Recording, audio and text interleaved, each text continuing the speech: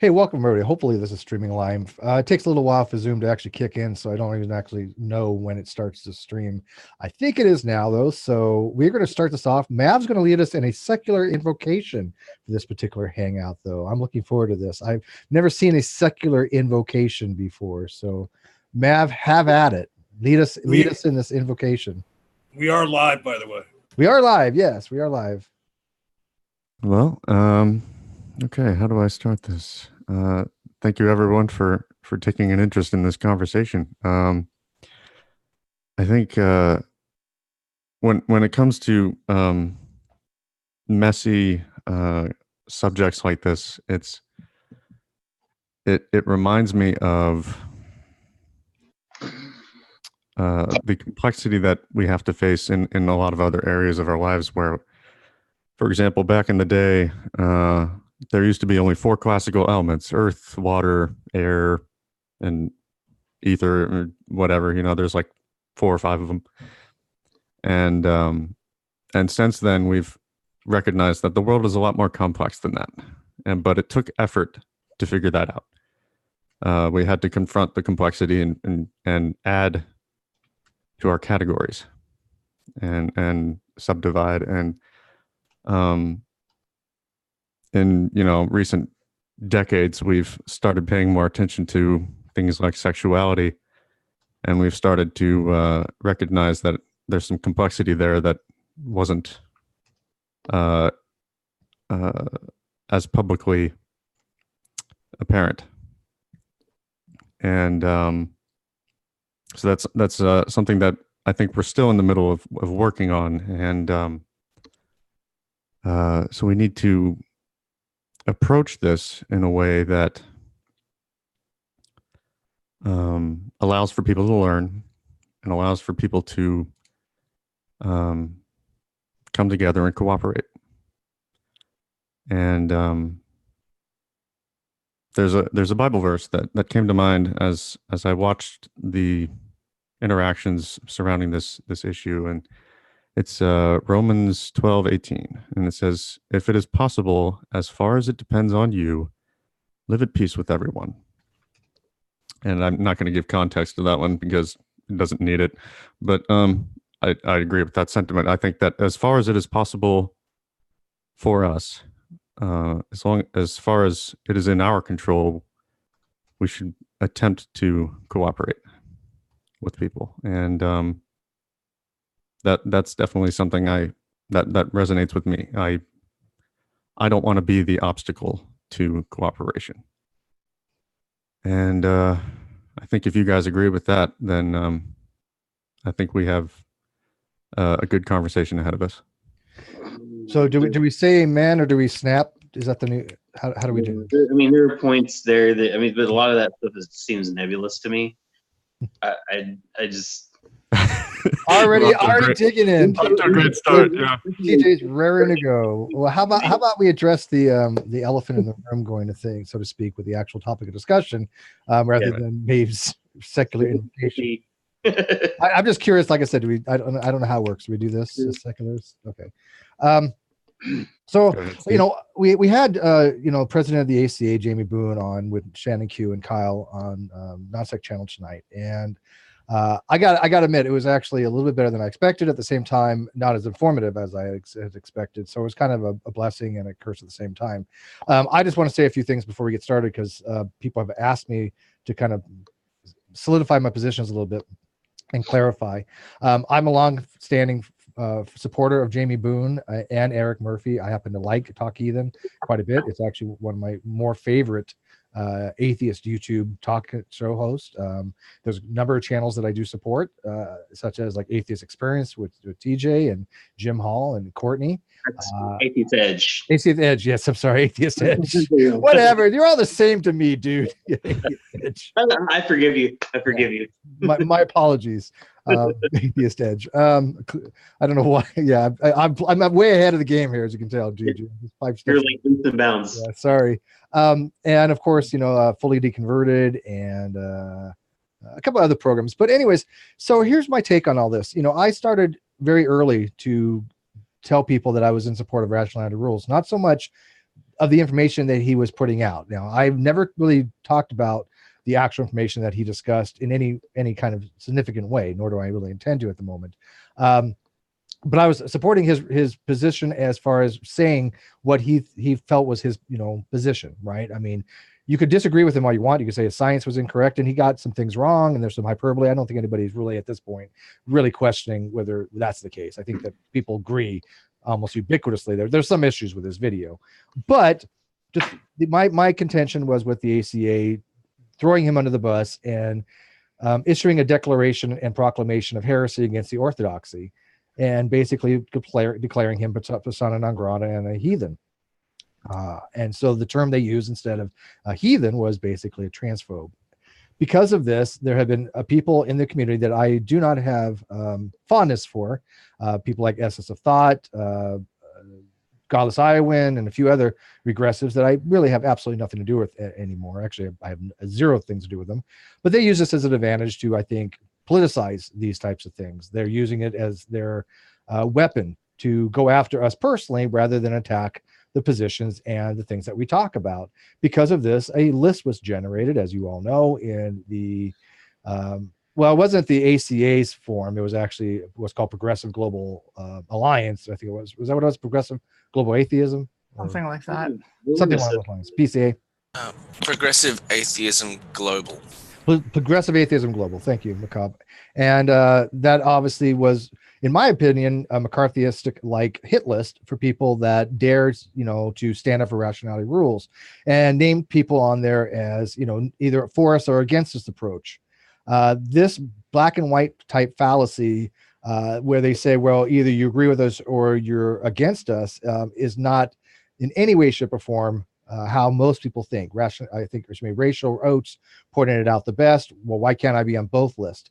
I think everybody that comes around my channel supports transgenders. We support LGBTQ. I don't really know anybody that comes in that doesn't. If you don't, please let me know and we can discuss that. Recognize that they're people just like everybody else. Yeah, well, I mean, it's more than that. I mean, there's a lot of animosity toward people that are different, right? People that have been known to be marginalized groups. There's no question about that. But to label people because we have different ways of looking at things on very sensitive topics because we don't fully agree with somebody of that marginalized group is not how you handle a discussion. I will speak out against that. I always have, always will, and I continue to do so. I think Jamie Boone was in a very, very difficult position. As somebody who I do talk to, I talk to many of the people in that side of that community. I do know many of them. We have our private conversations, and I consider them friends. I have the utmost respect for Jamie. I think he's very well-meaning. I think he was put in a very, very difficult position. And for him to come on, man, yes, he's a very good man. Difficult position that he's in right now. It's a very and see, and here's the thing. This, TJ, I empathize with people like this, right? I can imagine myself. What would I do if I was in their situation, right? And I think a lot of people lack that ability to do so. I have been in his situation multiple times. I pretty much live in that state in perpetuity of that type of situation. And when you're in, I mean, I've always been. Hey, Steve, to be fair, you enjoy it though. I'm not saying that I don't, but but it's a blessing and a curse. Where I do enjoy some aspects of it, but it does wear on you. I'm not going to say that doesn't. I wasn't great when I started. Okay, so it does have an effect on you. People like myself, we are caring people. We do have empathy. We do have emotions, whether we talk about them or not, but we do, some of this stuff does get to us. And I can see it in Jamie's face. I can hear it in his words, and I empathize with him. I just want to give him a big bear hug. So I don't want anybody to think that he really isn't trying. He really, really, really is. And this isn't on his shoulders. Even though he's the president of the ACA, there's a lot of stuff going on behind the scenes that I'm privy to that I cannot speak about. That'll come out probably in the next week or so, but there's a lot of stuff that's going on, and it's unfortunate. I'm not against the ACA. I think they've done wonderful things. I think they're the ones that got people started to critical think. Now, do I think that they've gone by the wayside? Do I think they've gone politicized? Do I think they've now promote more social commentary and political things than atheism and critical thinking? Yes. Do I support them that way? No, I don't. Matter of fact, groups like ACA, Atheist Republic, and American Atheist, I don't support. I'm not members of them. They're political groups. They're not critical thinking groups. But if somebody supports them, that's fine with me, right? I'm not into this, oh, well, if I don't particularly support a group, you don't have to, right? No, feel free to. I mean, they still have good things that they do, right? So it's not all or nothing. There's just certain things that I disagree with them with. And because of that, I've been excommunicated from the dialogue from them, which is fine. But anyways, that's my take on this. I really want to put forth the position that I don't know really anybody that comes around our communities that hold these transphobic positions and homophobic positions that at least I consider to be in the community or my friend. If you are, let me know. This witch hunt to find people, to try to label people these things, to try to myopically and forensically try to search for people that you think have transphobic tendencies, I think is a waste of time, and it degrades the community because it doesn't do anybody any good. May here, if you watch her go after like actual transphobes, it's visceral. There are people out there that are actual transphobes and they let you know it. They have no bones about it. Those are the ones that I think as a community people need to be speaking up against. So anyways, that's my little 2 cents so far. Where do you guys want to weigh on this? And I hope that makes sense for people. Steve, I appreciate it. Let me get my 2 cents out there. Yeah. could I just, because May is actually here, I wanted to weigh in on something quite pertinent to her input. Absolutely. At the beginning of this dialogue, I'd only been exposed to cases of transgender athletes in sport dominating the scene, and through protracted conversations with May, she's actually demonstrated that there are a lot of mediocre trans athletes, and we shouldn't base our opinions on outliers. And she's very much changed my mind on that. And I think that's a perfect example of how people can hold one opinion that's not necessarily transphobic, but rather, motivated by a care for fairness and the protection of, protecting women from bodily harm in the sports arena, as opposed to just not wanting trans people to be athletes. Yeah, no, absolutely. Yeah, no, I couldn't agree with you more on that. And that's why you have to have these dialogues, right? And I think May probably was bothered by the most of all this, only for the fact that there was dialogue to be had, but it was just put by the wayside for all this dumb fuckery with going on with the ACA and rationality rules. It overshadowed the actual productive conversation that could have been had. Actually, I'd like to weigh in on. One sec, Jerry. Let me speak real quick. Before we do, I had a request, Meg. Can you just hold for 1 sec, please? People don't know who a lot of these people are. Can you guys introduce yourselves real quick? TJ, and then May. Yeah, I'm TJ Tuttle. I'm one of the hosts of Atheist Edge. We have about 6,000 subscribers. We're a YouTube channel, moderately popular. We've been gaining some traction lately. We try to pride ourselves on being a neutral ground, or a like neutral territory for people to come on the show. We build bridges. We try to find common ground with people and just be friendly with Christians and atheists, and just like have a rational dialogue between people, no matter what their philosophical positions are or their political stances are. We just try to talk to everybody and just have a conversation. And I think that's actually really unique as far as YouTube channels go nowadays. Like there's not really a whole lot of non-polarized YouTube channels out there, and we pride ourselves on being one of those. So that's what our shtick is. Yeah, and they do keep their word on that. Matter of fact, I would also kind of argue maybe to a fault, but that's their mission statement. I can't fault them for that, right? But they've been very fair to me, and I appreciate that. Hi, Mav. Yeah, I identify as Mavorius on the platform, and I'm an atheist, and I participate in the Great Debate community. I pay attention to atheist content that's released, and I'm definitely a science enthusiast and philosophy enthusiast, and though I don't have academic credentials to go with that, I'm still very interested in productive conversation and seeking community. Getting atheists? Raging atheist, sorry. There's so many different atheists out there. You got raging atheist, scathing atheist, bitter atheist, unhappy atheist. Thought about changing my name there for a minute, but yeah, I'm the raging atheist. Nakasuchi, A lot of people call me Knock, or you can just call me the Raging Atheist. Yeah, my channel, I just have fun. I rage, and I focus on history, but talk a lot of smack. That's what I do. I like your hat, man. You're get drunk again. That's fucking awesome, dude. Yeah. Democratic blue. We also got Macabre and John here, but you can't see them. They're not on cam. I don't know if they want to say anything real quick. We'll forgive you your shortcomings. It's okay. I'm Macabre. I live in Australia. I slept until 12. I'm still in my PJs and look like shit. Ergo, the camera is going to stay off.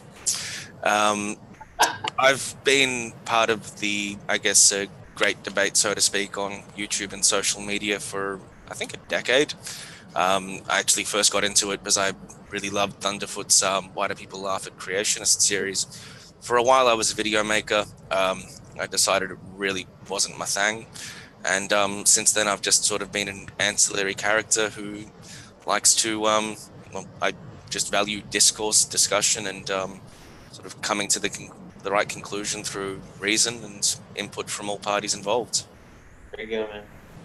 I'm John Peterson. I don't have content on my channel. I'm pretty much a hangout addict. And Steve's been nice enough to give me management duties on the Great Debate Community YouTube channel. And we'll be having a stream tomorrow night at 10:30. And what I started to say a minute ago, I just want to say how happy I am that May is here tonight when we're talking about this, because not to put the weight of the entire trans community on her shoulders, but she's the leader. Don't you know that? She's the official spokesperson, leader. I'm the Pope high priestess. Do you want to be the Pope of? What would be the Pope of? What do you want to be the Pope of? I guess Pope of transgender. I don't know. It is perfectly permissible to call John Horseface. Actually, yes, if you also see my avatar on YouTube, I am Horseface. Hold a position just because you debate me, that's like, if you debate me, that's like utterly unacceptable, because our rights shouldn't be up for debate. Well, we're not debating your rights. We're debating like things that aren't necessarily human rights. Like, you don't have a right to compete in a sports event. Well, let's get May on here, because I think she might want to talk about that particular thing. Cyrus is here, but we're not going to introduce him, because if you don't know who Cyrus is now, you're just a nobody then. No, I'm kidding. Everybody knows who Cyrus is. Hi, Cyrus. We love you. Hey, I just gave the kitty a bath, so they're not happy with me right now. So you know what? There's just I could go to a really bad place with something I could say on that, but I'm not going to. Why would you bathe the cat? You gave your cat a bath. Is there a lot of fur on your tongue right now? Yeah, cats don't like baths, by the way. No. That strikes me as a domestic short hair. I don't think they need bathing. Yeah. In fact, it just pisses them off. It's that this particular cat we brought in from outside. It was raining, and we had to bring them in because they're very sick. They have an eye infection, and we're having to force them to drink liquids. Cyrus knows what he's doing. He's got it covered, man. We all love animals. This is the first act. We all love animals. All right, so May, what you got for us? Yeah, I completely lost my train of thought. Hi, welcome to the show, May. Hey. Yeah, so well, first with the actual thing that's going on, I think that the new statement from the ACA is acceptable. Okay. I agree. And yeah, I'm kind of really tired of this multi dumpster fire that's been going on with Twitter, and I just wish people would go to their sites and give it a fucking break. Yeah, I agree with you there. But have you noticed, May, the people fanning the fires, I think, are doing so for their own political agenda. Now, most of them have blocked me now, and I blocked a lot of them. There's a few I didn't block for good reason, right? I didn't block EOT because I wanted to see what he was saying and address it, because he's the ringleader of it all, right? But he subsequently has blocked me, so that's okay. But I think that they're going to continue in the narrative because they can't let it die. Hi. Oh, hi, Steve. And I thought you were muted. I thought I was too. No, we heard you guys making nookie noises or whatever it was. Well, to the kitty. No. Look at the kitty. You'll have to, I have a Yeah, that kitty does not look happy. No. I've got a question for May. Yes. Or I guess, May, I have a hypothesis to put to you. Like I said, I've been around the Great Debate for a decade, and I was there at Elevator Gate, the initial bifurcation between social justice and, I guess, classical atheism. And I've seen this discourse, I guess, go through a series of incubation, then concentration, and then explosion, and a new denomination of even more radicalized social justice warriors emerge. And my hypothesis has literally been, in the beginning, it's like, agree with me or you're against women. But we have sufficient amounts of women in our community that can say, look, I'm a woman, don't fucking speak for me, I'm not weak, and I don't need you to stand up for me. Yeah. Then, gays and lesbians and everyone in that spectrum of the LGBTI community said, look, I'm gay, but I'm a strong person, I'm not a victim, and I don't fucking need you to speak for me. And now it's finally gotten to this whole transgender argument because you legitimately are a minority. And there are insufficient trans people who are willing to say, don't fucking speak for me, I'm proud to stand on my own feet. Yeah, and that's kind of exactly what I'm doing. Like I said, I wholeheartedly disagree with all of the conclusions that are is having here. But like, I'm not gonna throw them under the bus or anything, right? I'd rather have a discussion than fucking just exile them. Right. I mean, don't you think that's what the ACA should have done? They should have said, and this was my recommendation too, they should have said a little more along these lines of, look, we don't agree with what your message was. We don't agree with what your findings were. We would like to have a conversation with you to address some of the points of your video. Yeah. That is what we all do in the community here. We don't just say, you said something we don't agree with, therefore we're going to shut you down. Exactly. Patronized, though? Don't you feel a little patronized, though? Who, me or May? No, May. Like, don't you feel a little patronized when you see these people vicariously offended for you? Well, sometimes. I mean, okay, a bunch of the people aren't, like, a bunch of the people are trans. One who I'm not going to mention is trans. I believe EOT is trans. There's a few other people. Like, that's something that for us to have a discussion with. But who was it? Atheist Jan was in on it, and I was kind of like really annoyed by that, just because it's like exactly that. It's patronizing. Yeah, it's patronizing. Yeah. So I wasn't entirely nice to her, but yeah, I really dislike it when like cis people or straight people or whatever like get offended on my behalf when I'm offended. I mean, I appreciate it in some cases, but like then when I say like, no, I'm not offended by this, like it's time to shut the fuck up. Yeah, because there's one thing for standing up for your friends, or there's one thing for standing up for ideals and ideas.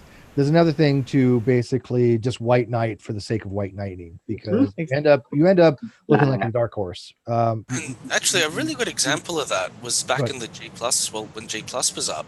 May and I were having a big discussion, because at the time I didn't agree that there was any such thing as non-binary. May evidently identifies as non-binary. Mm-hmm. And when we came to the conclusion that, okay, you've actually given me a lot of credible reasons to believe that there is a non-binary sort of trans person that legitimately does take hormones and legitimately suffers from gender dysphoria, I'm going to have to look into this further.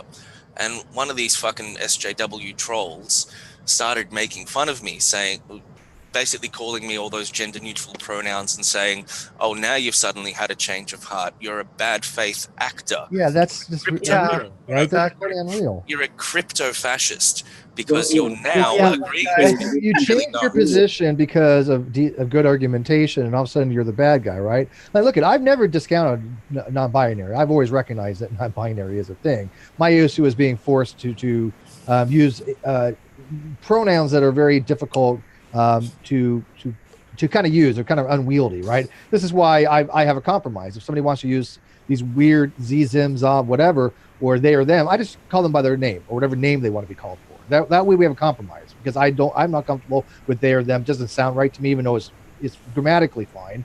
But the compromise is just call them by their name. They've seemed to be fine with that, right? Nobody else should come in and take offense to that then, right? Because then it's like, well, look, if I've come to a compromise with somebody and we worked it out, so it's no big deal, what is there to be angered about?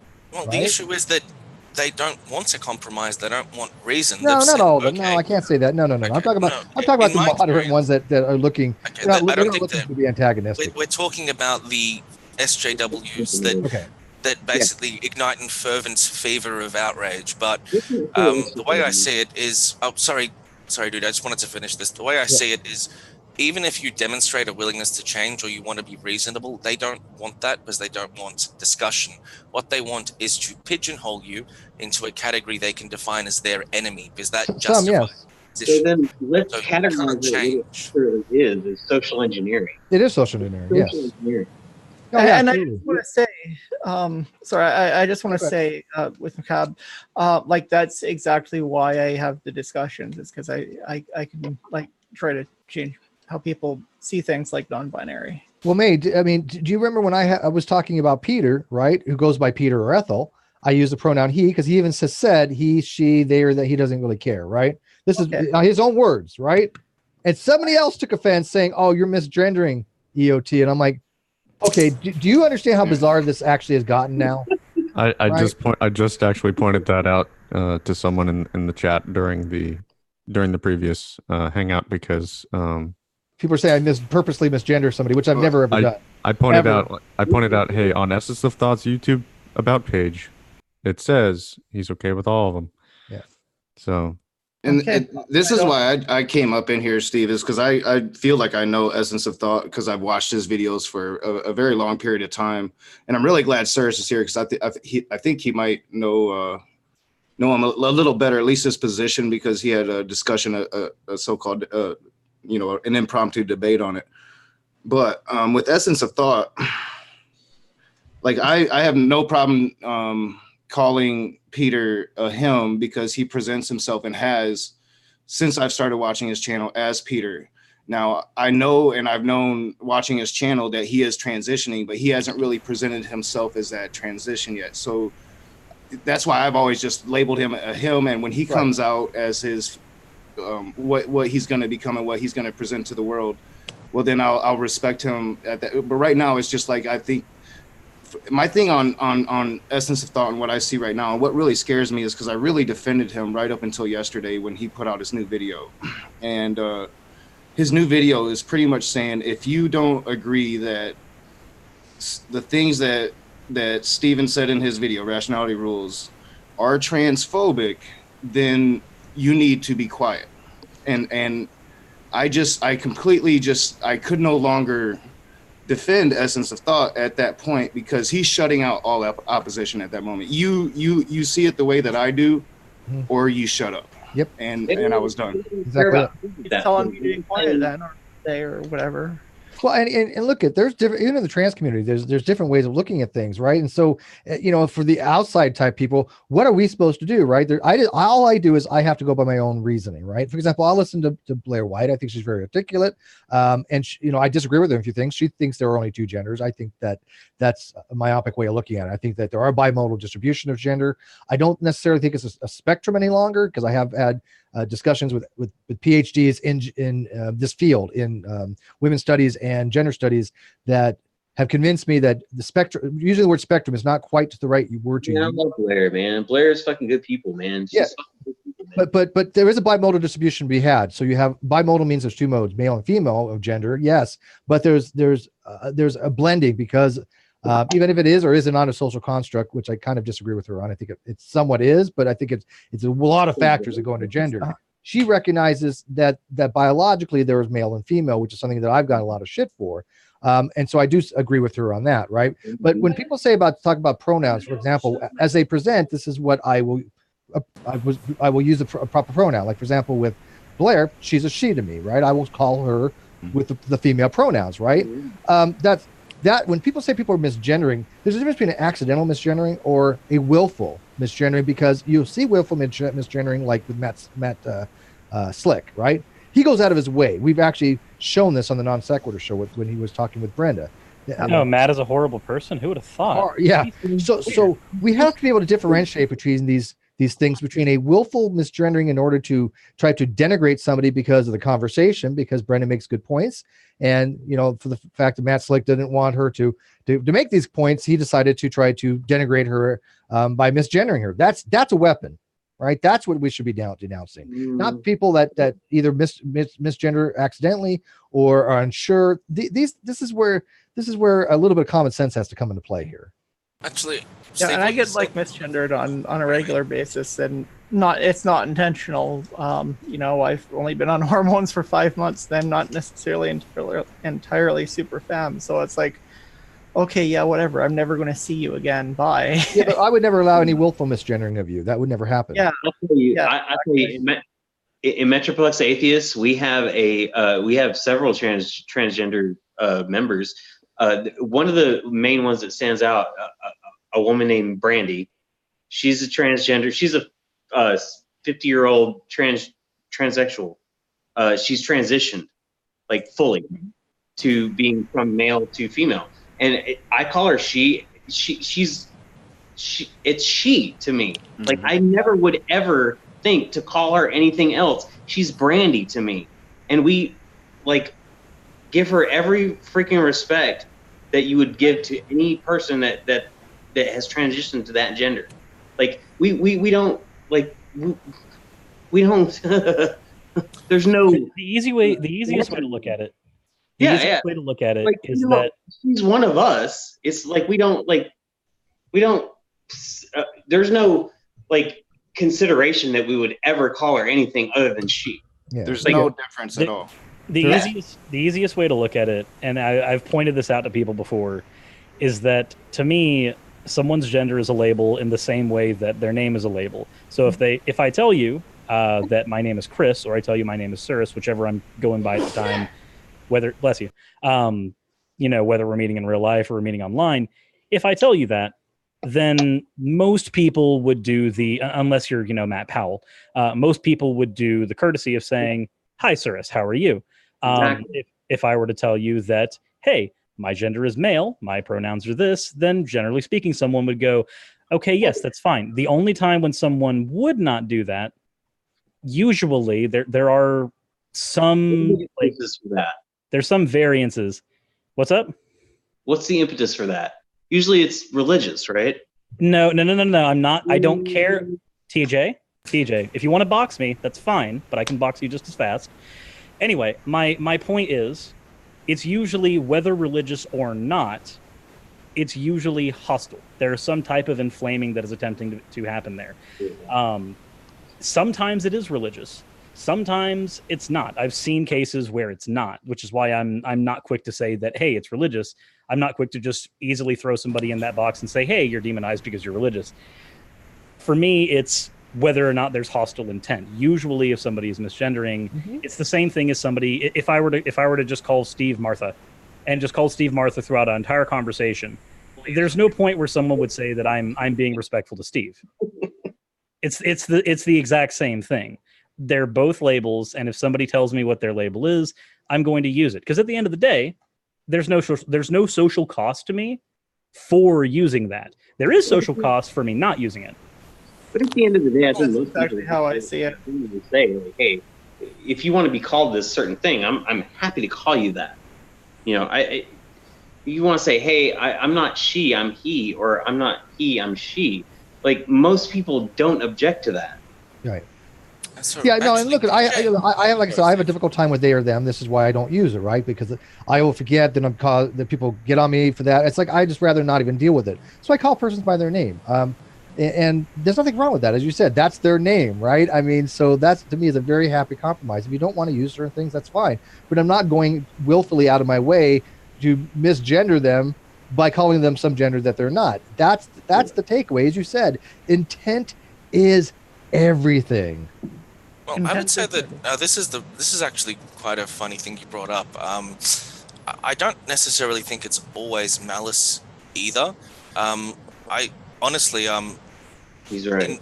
I come from one side of my family is Lebanese, and everyone like all my cousins who are within 5 years of my age, we've all gone to university, and we're all either engineers or accountants, or one's a primary school teacher, and particularly the primary school teacher, he's one of the younger ones. We had a discussion because outside of one of our family houses, we saw a transgender woman walking past. And he was laughing. Like, this guy's 23. He's been to university. This was the funniest thing he saw, and he was like, "That's just a dude with one of those fake boob pieces under a thick sweater." And I'm like, "Mate, that's clearly someone who's suffering gender dysphoria. That's a legitimate." Having gone through a Bachelor of Psychology, he was completely ignorant of what being transgender was. And this is only about 5 years ago. I had to actually explain to him what the fuck being transgender actually was. So even if someone's purposefully misgendering you, I still try to get into the conversation and say, "Look, dude, do you actually understand what being transgender is?" And then you can decide from there, are they being a cunt, or do they just not know any better? Yeah, you might be right on that. Look, we all take advantage, or we all take it for granted, or take it for advantage that we are familiarized with these topics, right? A lot of people aren't, right? I mean, they're not, and this is surprising to me, right? But then I look back and go 5, 6 years ago, I really wasn't either. It wasn't until I started hanging out with Nadia Vet Chambers that I wasn't really familiar with a lot of this stuff too. I never really experienced it in my life, but I caught on really quick, right? I mean, you learn really fast if you're not an idiot. But you're right. There are a lot of people out there that probably have no idea about these things, and we do take it for granted that it is as well known and ubiquitous in society as we all think that it is, that people understand these things. I don't think they do, and I think, May, you would probably agree with that, hopefully. Yeah, I had to figure out most of this on my own. Like, it was 1993 when I figured out I was trans. There wasn't even really the internet, right? So I had to figure a lot of this out all on my own before I've only really been in the trans community for like a little over a year now. So even I've had to go and learn a bunch of stuff, and even some of that non-binary stuff. Do you think that's why we see more online? Only for the fact there's two reasons. One, the information is more readily available, and two, it gives a place where people can actually meet up and discuss these things. Yeah, exactly. I mean, I know a lot of other trans people in real life, but I know all of them from a support group that I was in as well, or from other people who were already friends with them. And there's a large segment of the country that still has a really old world way of thinking. Like my community that I grew up in, and I escaped it, but it's a really small town down in North Carolina. It's really quite dangerous for you to go out and be a public trans person still to this day. You will be, if not physically assaulted, your house something's definitely going to happen here. I mean, they're going to send some kind of message to you that it is unacceptable in this community for you to be who you are. No, I just don't understand that, because I don't understand people's unacceptance of this. I mean, you talk about misgendering people.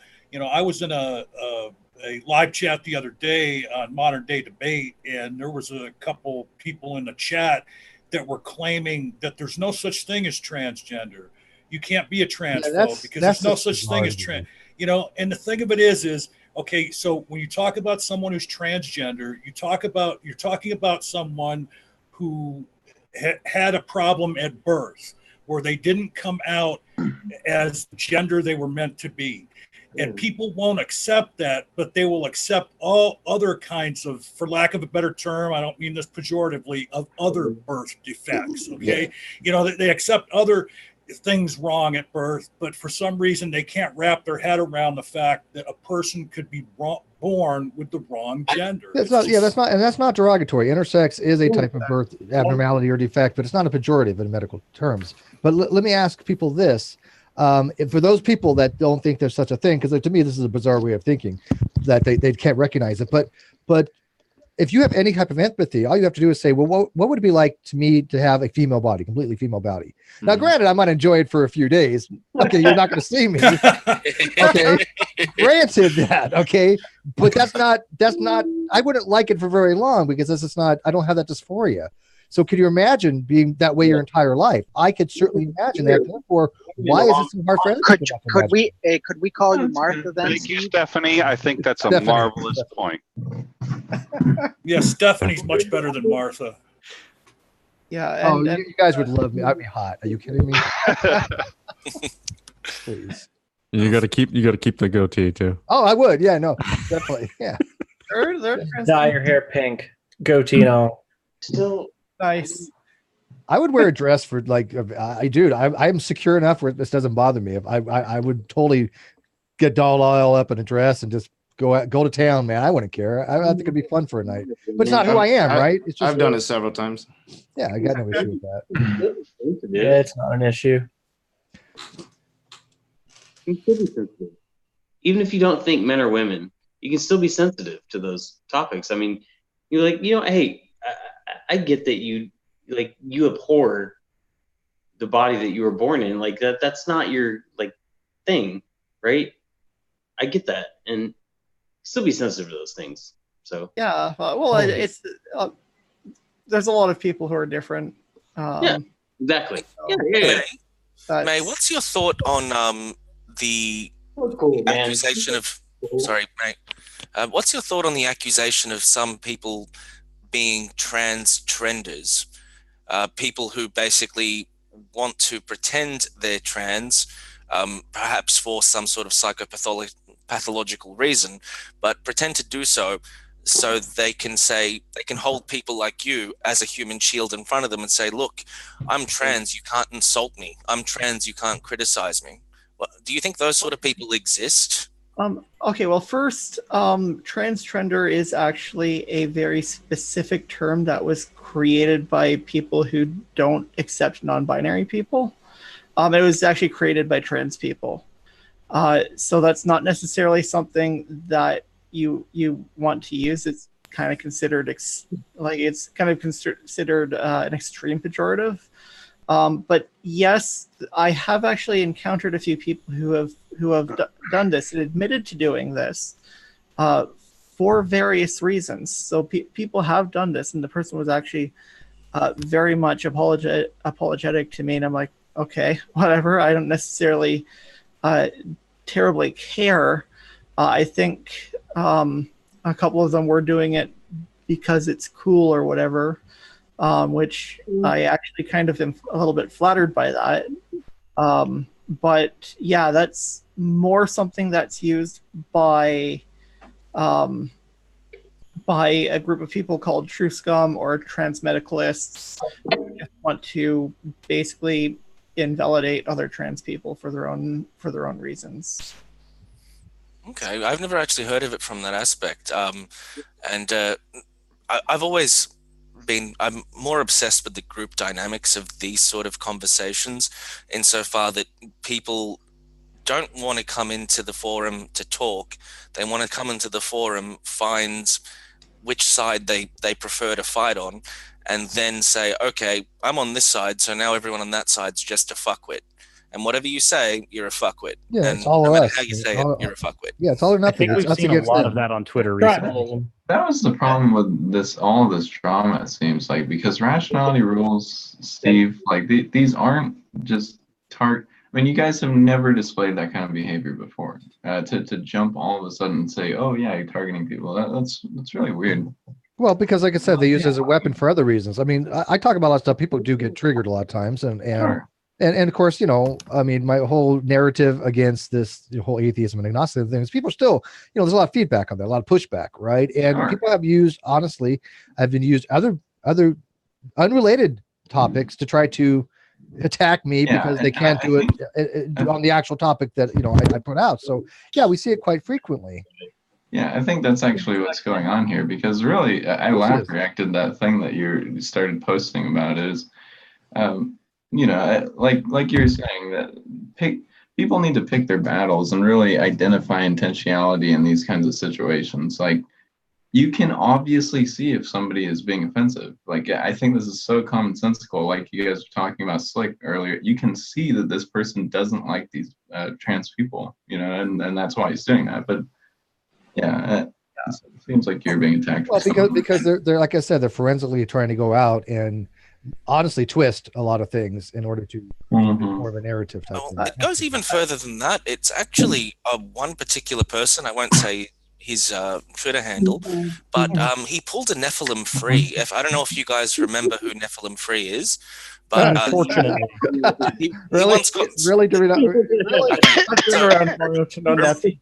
yeah. Remember the fiasco where Nephi said genetic translocations can't occur because it'll kill you, and then he presented a paper on the translocation I of made a video on it. wildlife. Yeah, I made a video on that. Yep. Yeah, so Steve was arguing with one guy. I jumped in, and this dickhead said, "Look, there are multiple genetic genders. There are multiple sexes," and he presented two links. One was a blog article that started off describing different karyotypes in intersex people. From a law page. From a law page. Not Then jumped to the story of a transgender girl. Then jumped to a story of a little boy who had his penis chopped off in a botched circumcision, and then ended with a dot point asking, "Why do straight boys like tranny porn?" And I'm sitting in my head thinking, how the fuck is this a citation? Read it. Oh, by the way, did not read the fucking citation. Real quick, that person that you were having a discussion with deleted their Twitter account. I was, and then Was that the one from this morning? Was that the one from earlier today? Yeah. Oh yeah. And then he gave me a citation from PubMed discussing it's a type of genetic disorder. It starts with a K. Steve, do you remember what it was? Klinefelter's? Yeah, Klinefelter. Klinefelter syndrome. And it basically describes how, dependent on how many additional X chromosomes the patient has, more severe their cognitive and physical impairments are. And he's saying, look, it's discussing how there are secondary sexual characteristics that are not necessarily male manifesting in the patient. And I'm like, what the fuck? Which is something, that I said numerous times. These are secondary sexual classifications. But it doesn't mention anything about estrogen. It doesn't mention, or biological sex. the word gender once. Nope. Every single time it prefixes the type of genetic disorder it is, it says male XXY, male XXY. Like they were categorizing it as specifically a biological male disorder. And he somehow read into that it was saying that there are multiple biological. Yeah, he said he also had 30 years of experience and yet didn't seem to have a basic understanding of even fallacies. I question that. I think he completely misrepresented his background, and obviously he deleted his Twitter account. So I really, don't have much stock in what he said. Well, to be honest, at first, I gave him some credence because I thought his title inferred that he was a practitioner or a veterinarian. No, it was a veteran, I think. Rational veteran. Yes. Yeah, I thought it was vet at first, too. Like a veteran. Veterinarian. Yeah. I don't know why I thought that. The only thing that I do usually when Dude, like you need a better mic. You're like screaming for the but when like Klinefelter's and other stuff is brought up, or usually I will bring that up when somebody tries to say something like penis means man, vagina means woman, or they say that, it's only chromosomes, and I'm like, so I'm not saying there's more than two. That's not my argument. But my argument usually with a person like this is, are you aware of how complicated this is? Because it's not quite as simple. Usually you get somebody like how Steve was mentioning, who claims that, they know what they're talking about, but then they say something in such a simplified way that it's like, wait a minute, I can Google in 2 seconds and find articles that show that you're wrong. Mm-hmm. But what?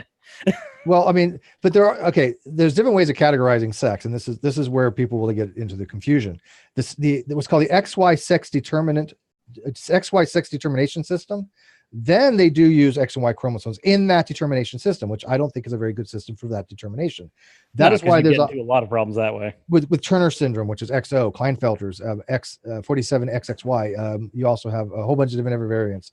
But the thing is, the fundamental thing for biology, and this is where people start, like, for some reason, to lose their mind. The fundamental basis behind a sexual dimorphic biological system is that there's a male that has spermatozoa that can fertilize and a female that has ovum and that can be fertilized. That is the most reductionist approach you can fundamentally take on it. And that's why they say biological sex. That's when you're talking about gaming, correct? Comedic sex. That's why you have two categories there. But that's not really an issue. And I think that most people, once they move past that, then they can start learning about the complexities, because then it gets really crazy really fast, right? I do have a problem with that. It's for any discussion around trans people, that just makes biological sex a completely pointless concept, because really, yes, I don't think it does. I don't think it does. Only for the fact that you have to start with the grounding. Because, like, okay, first off, I can't remember the specific name of the enzyme, but first off, in development, so you have the SRY region of the X chromosome that usually folds this enzyme. I can't remember the name of it. It was recently discovered. I don't remember either. But yeah, so that folds it, and that determines whether testicles or ovaries develop, and then it usually goes from there, unless you have something like an androgen insensitivity disorder. Yeah. Yeah. So, and there is actually a case of a phenotypically, like an XX male with no SRY that is like phenotypically female. No, phenotypically male. Phenotypically male. I'm sorry, you're right. Phenotypically male. Yeah. Like indistinguishable from any other cis man, but has XX chromosomes. Yeah. So when it comes to the discussion of trans people, biological sex is completely pointless. It's a better way of looking at it is how you were born, not. We had a conversation about this yesterday on Twitter, and I said that no, I think that biological sex is always going to be an important part of the lived experience, because, for example, if you're a trans woman and you haven't had any surgery down below, you can still develop testicular cancer. I mean, your biological sex you were born into will forever be something that's important to your lived experience, because, for example, males have a higher risk of heart disease. HRT might do something to prevent that, but it's still going to be a problem as someone who was born biologically male. And by the way, it's, just so we get it out there, it's called the it's called the testes determining factor, TDF. However, it's a protein, and all enzymes are proteins, but not all proteins are enzymes. So I'm reading, but I don't think it's an enzyme, but it is a protein. No, I probably have that wrong. I've read it a couple of times, so that was a while ago. Yeah, a TDF protein, call it. Yeah. TDF. Okay. So that is so like, yeah, I will have a slightly increased. I'll have an increased chance of breast cancer. My chance of testicular or prostate cancer is like pretty much zero, lower than if I was a cis woman and I had ovaries, and lower than ovarian cancer. It's just the stuff is off. I will most likely never get any of that if I continue on hormones the way I am. Right? Someone brought up prostate cancer, and I said, well, what about someone who's got XY chromosomes and has androgen insensitivity syndrome? Those people usually develop testicles, but they're internal and they're non-functional. But the rest of the genitals are indistinguishable from female genitals. So they'll have a Skynes gland instead of a prostate, so they can't get prostate, even though they're in the very reductionist technical term of a biological male, which makes. But the Skyne glands are pretty much the same for the endocrine system is the equivalent for the prostate. Yeah, they're homologous. Yeah, homologous. Yes. And by the way, I want to correct something. There are RNAs that are enzymatic that are not proteins. So I shouldn't say all enzymes are proteins. But okay, I want to correct that because I feel like the terminology could be a little more consistent, where like biological is I would think the broadest category, and then you would be more specific when you refer to physiology or psychology or those other terms. Whose voice does that belong to? Mavordius. This is Mavordius. How's it going? My goodness. You go from Kyle's getting a little worked up here, man. yeah. What a Good to have you, voice. Kyle. How you doing? Good, man. How are you? Kyle's triggered. Wait, I am triggered. mathematics. Wait, it's mathematics, then logic, after biology and physics. No, but I mean, I think Lee makes a good point. I mean, I think she makes a good point only for the fact that look, what we understand that when we're talking about these things, 90% of the time we are going to be referring to gender. My particular thing is though, I think that we should have an understanding of the biology, but I think for most conversations, I agree with May. It probably is irrelevant. I will agree with her on that because it may be distracting, but the problem is when I'm talking to somebody else who doesn't even know the fundamentals, and I have to go back to step one, and then I get shit on for that. That's where it's bothersome, May. You see? I think what I should do is I love me. sometimes in the trans community we have different definitions. Like when we're talking about biological males or biological females, we're specifically talking about how you're born. And if we don't use like man and male are synonymous. They can be synonymous. Thank you. Oh my God. We do use those synonymously as well, right? Now there are some people who are starting to say that sex and gender are the same thing. I don't think so. I mean, that's kind of what I knew a few people that try that, and they're very wrong. Yeah, that doesn't make I much sense. I have issues with that because it's like they're almost reverting back to what people were doing outside of this expertise. Like lay people don't see the difference between sex and gender. Well, there's a reason. There's a reason for doing it. They're doing it, and I understand where they're coming from. It's basically to fight things like the bullshit military ban for transgender people. Right. Stuff like that, where they're going to say my sex is my gender, and my gender is whatever I identify as. So they're all the same thing. So you can't bring up that bullshit. That kind of invalidates me a little bit. So I don't really like that. I don't think that's a good way to fight it. I understand the motive behind it, the reasoning behind it, and you're exactly right. But I don't think that's the most effective way to do so. It's almost like how there's a political motivation behind thinking that agnostics are atheists. Oh, that's done. Hey, could I get some?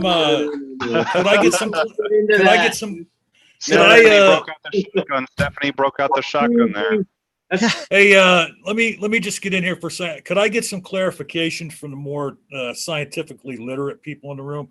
What if the different karyotypes don't mean that there's more than two biological sexes? What does that mean? Well, first of all, people use that word, I think, incorrectly. Karyotype is actually the actual image of the chromosomes. That image is what's called a karyotype. Yeah. Okay. Well. So visual like when it comes to like XY and XYY and and XXXY. I mean, so those.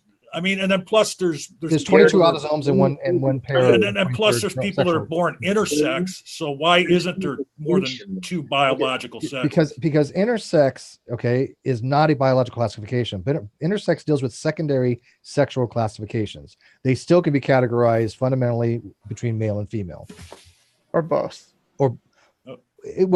It depends on, again, you have to look at whatever schema you're going from. I'm going from a very fundamental biological perspective. May's going from a very different perspective. This is where I think the disconnect happens, because I'm looking with one framework that isn't correct, and she's probably not incorrect in her framework, right? I can understand her framework, and I think she understands mine. This is probably why May and I get along, because we understand each other, right? We don't put out the going, well, my system is better than your system. I don't argue that. I don't think one system is better than another. I think that by admitting that neither there's system means you're transphobic either. Neither system means you're transphobic either. Oh, May's transphobic as hell. That's ass half of Twitter.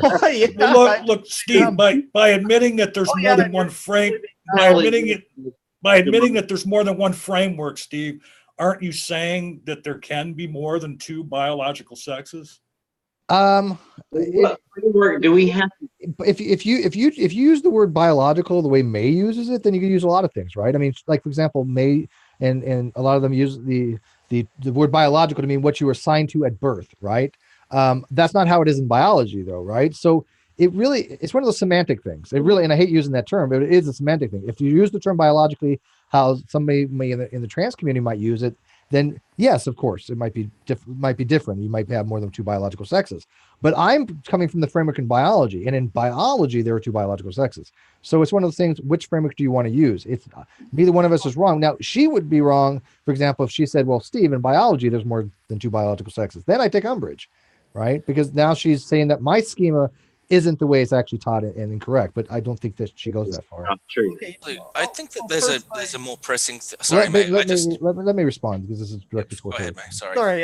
Well, first, when I say that they're both, like, people can be born with an ovary and a testy, and you can't really say they're one or the other because they're both. And we have the genes for that to work. It just doesn't because of hormones. And yeah, I'll try to say it again in a more concise way, but when we say biological sex, we are only saying it to distinguish, so that there is absolutely no way of conflating sex and, like, biological sex and gender, so that we can say male and female, because sometimes it's very sometimes it's just a lot more convenient to say male or female. So when we say biological sex, we're usually meaning like more physiology than gender. We just use it as a distinction. Now, for there being more than one sex, and there are people who would argue that phenotype should be used more than, like, phenotype, not necessarily chromosomes or anything, but phenotype would be a better descriptor. It's kind of weird. I'm kind of on the fence with it, but I still don't like the whole gamete thing either. Well, let me ask this: there has been no known case of true hermaphrodism in humans. I believe there's been a few, but no one was ever not fully true hermaphrodite. Not fully. Can anybody hear me? By full hermaphrodite, you mean capable of reproducing? Is that? Yes. I figure I should tap in due to the fact that I am intersex. Hello? Okay. Yes, you have it. Go ahead. First of all, the human species is bigamete. That is just a fact. Even intersex people fall somewhere in that line. TJ, hang on. Let them speak. Come on. The human species falls somewhere in that line. Every intersex person has some variation of that bigamy dynamic. However, we don't define sexuality merely by bigamy alone. We have other factors, neurological factors, biochemical factors, anatomical factors, and of course the genetic factor does still carry in. So when we talk about sex, we see that it's far more malleable than just gamete alone. You can introduce hormones in that change the majority of your cells, which are unisex, to be the other gender, to be the other gamete, or the other phenotype, I guess you could say. Exactly. So yeah, it's far more malleable than we currently use, than just two gametes. We have confirmed cases of XY genotype people giving birth, right? I think I heard about that recently. Yep. Yeah, no, I have to agree with you. Was it Kadama? Yeah. Yeah, no, I mean, yeah, I think most of us would agree, if not all of us, that there's a lot of things that go into how we categorize things and for what reasons. I mean, even with the XY sex determination system is useful in some regards, but it depends on your schema that you're looking at. I don't think we can take this complex issue and turn it and reduce it to a point of any kind of simplicity. This is a complex issue. Complex factors go into it, and we need to look at all the factors before we can make any kind of real decision. It's not simple. Can I just say something really quick? There's one aspect of this conversation I do take umbrage with, not for any political or personal reason, just purely from a statistical standpoint. The basic fundamental bedrock of science is statistical probabilities. And when we develop a scientific model or a statistical model that accounts for all known variables, there are forever outliers. But the reason we relegate them to outliers is because we have a model that actually works. It predicts something. intergalactic redshift. It's the general rule, but there are exceptions. Sorry, TJ, just give me 1 sec, dude. With galaxies and redshift and shit, there are exceptions to the rule, but do we say, oh, is the universe sort of expanding here and there, but not here and there? No, the universe is fucking expanding because statistically, most of these galaxies are redshifted. The same way, if you want to build a model that predicts the probability of heart disease, you're going to take into account several factors such as diet, exercise, lifestyle, geography, genes, etc. And you will attribute to each of these factors an R-squared value that says it takes account of this much variance in my overall dependent variable. And just say there's some freak of fucking nature who drops dead of a heart attack at the age of 4 for no known variables in your model.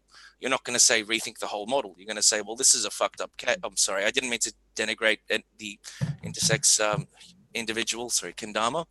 I'm going to say this is an outlying case. And yes, it's interesting from a case study perspective, but we don't have to reevaluate the whole model.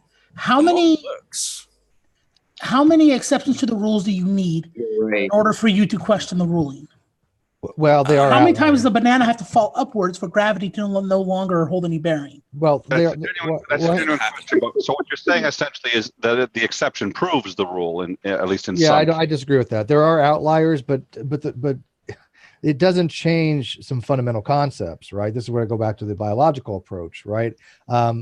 They are statistically significant in the fact that there are many people that have some kind of intersex issues, more and more that we're probably noticing because we have more access to this information, right? Before they probably would have gone more unnoticed, and even to themselves, they weren't sure what any of that meant. As May pointed out very succinctly, we have in modern days communities that come together and talk about these things, and so there's more information to be had about that. There's also a very small increase in the population size, but it's this is true too. But I mean, it's not going to change how biology is taught. These are things going to be more taught differently in how we understand psychological things. Gender dysphoria is a psychological condition rather than a biological condition. It's not a physical manifestation in the brain. That's something I don't think it's something physical. I think it is actually more emotional. I think that's another argument for me to have. Actually, yeah. But it could be, wait, hang on, but it could be part of both, right? But there's no question about it. There are clearly psychological factors to be involved in this. It does fall under psychology, because even if they're in the wrong body, their brain, if it's hardwired for being a female, it's in the wrong body, but they're going to have the consciousness of a female. That's how I would just throw that into biology, psychology in general, but that's just me. Okay, but yes, fair enough. Yeah, I'm a materialist, so yeah. A biochemist put up a very interesting paper that I like to cite a lot that shows that gender is biochemical, or it proposes that it's an essay.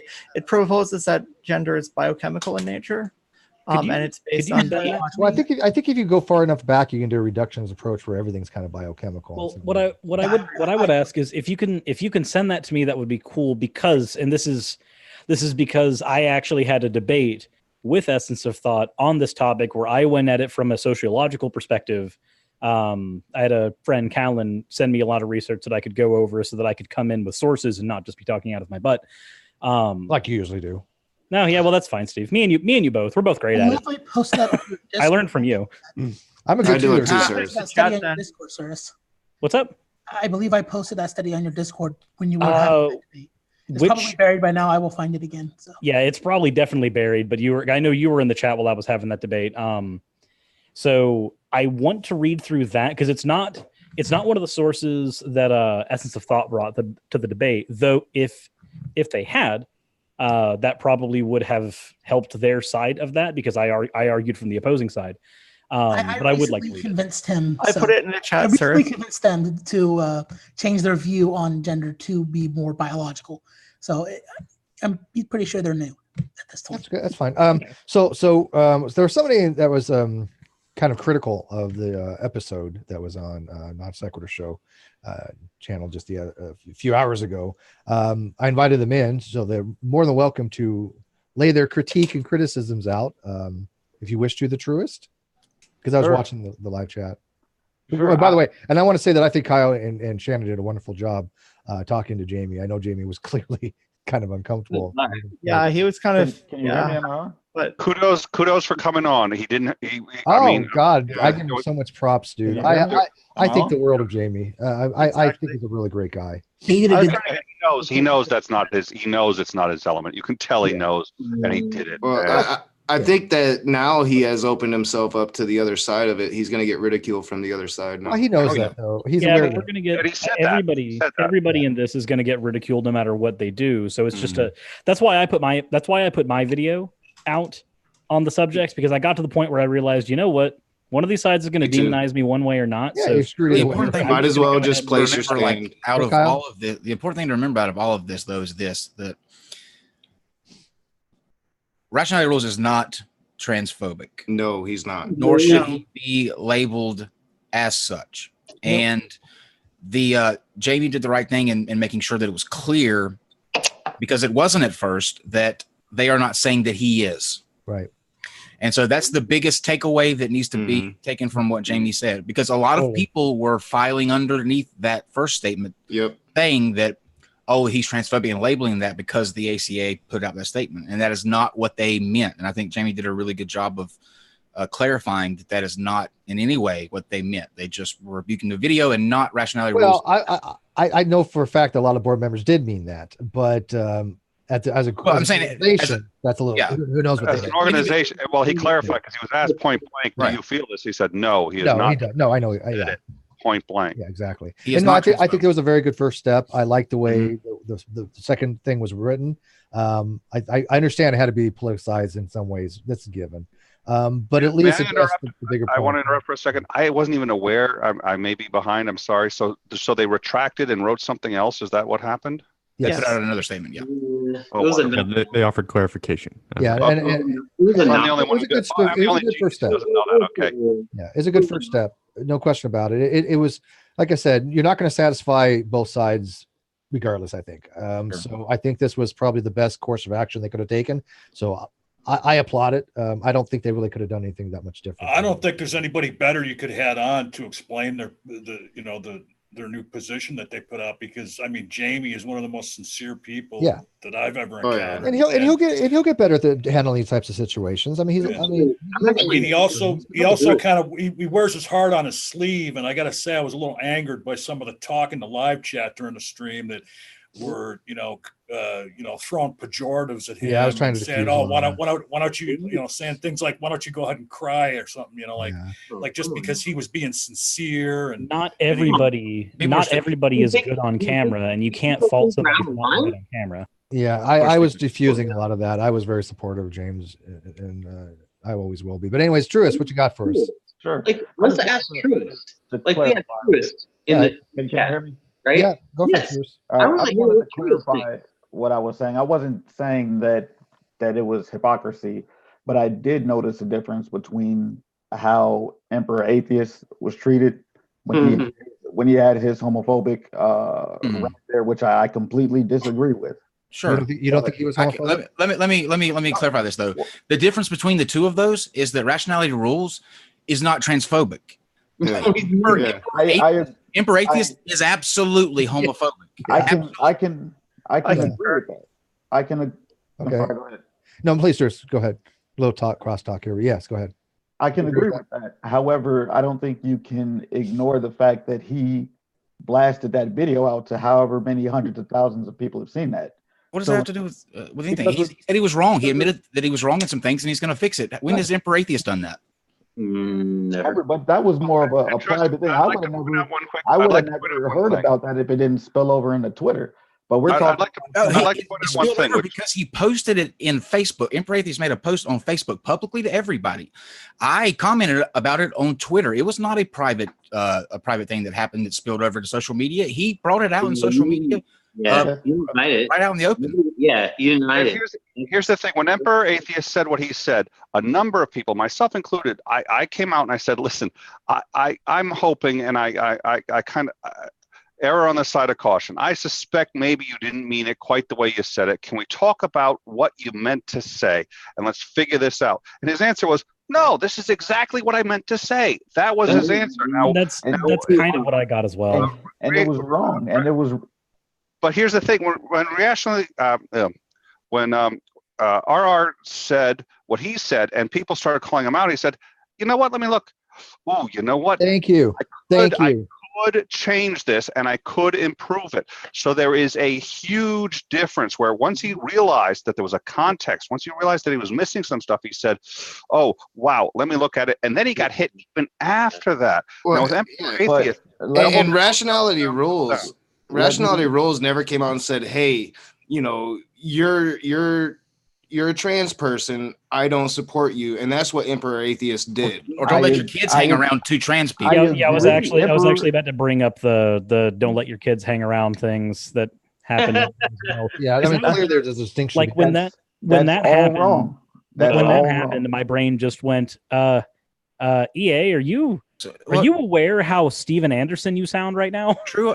I'm just hoping to I'm just wanting to know how you would handle things differently when these are two completely separate situations, not remotely similar. One is actually what he was being called. The other one is unfairly being painted as such. Where am I wrong here? I think that people are being too generous with RR. In what way? I disagree. In what way? If you go to the comment sections of his videos, we're talking about extreme right-wing anti-justice people. If you go to the comment section of my videos, you will find Matt Powell on almost every single one of them. I guarantee you. Yeah, that's not really a really reasonable argument. Let me. What did he say? Because somebody else In our said- comments, we would be flat earthers if that was the case. Hold on. There is something to be said. Guilt by He association. knows that's his group. He makes that video. That's appeal to motive. Yeah, he is a YouTube. No, that's not.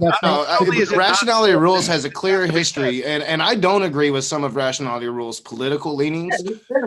But he has a clear history of standing up for LGBTQ rights. Yeah. And if you've ever watched a number of his videos, it's very evident. Yeah, and he doesn't. I really want to hear what you have to say, but there's one very important thing that has to be said here, and I don't think it was hit on hard enough, especially when Tom did his debate earlier, which is it's the S. It's the S. They said videos. There's only one video that anyone is questioning here, and then they put out this videos, and everyone thinks, "Oh my God, he's been doing videos regularly. People must have commented before, and he keeps putting out these videos." There was one video, and the second that anyone really gave him some pushback, he reflected on it and said he wanted to change it. Now, if you're talking about his comments and that's his audience, that's only an assumption you're making if you assume that he's putting out more than one of these videos. He put out one, he retracted and said, "I'm going to clarify," and admittedly it hasn't come out yet, but it was the S. I think the biggest crime they committed, ACA committed, was videos, and that speaks to them not taking this as seriously as they should have. Here's the thing, Truist.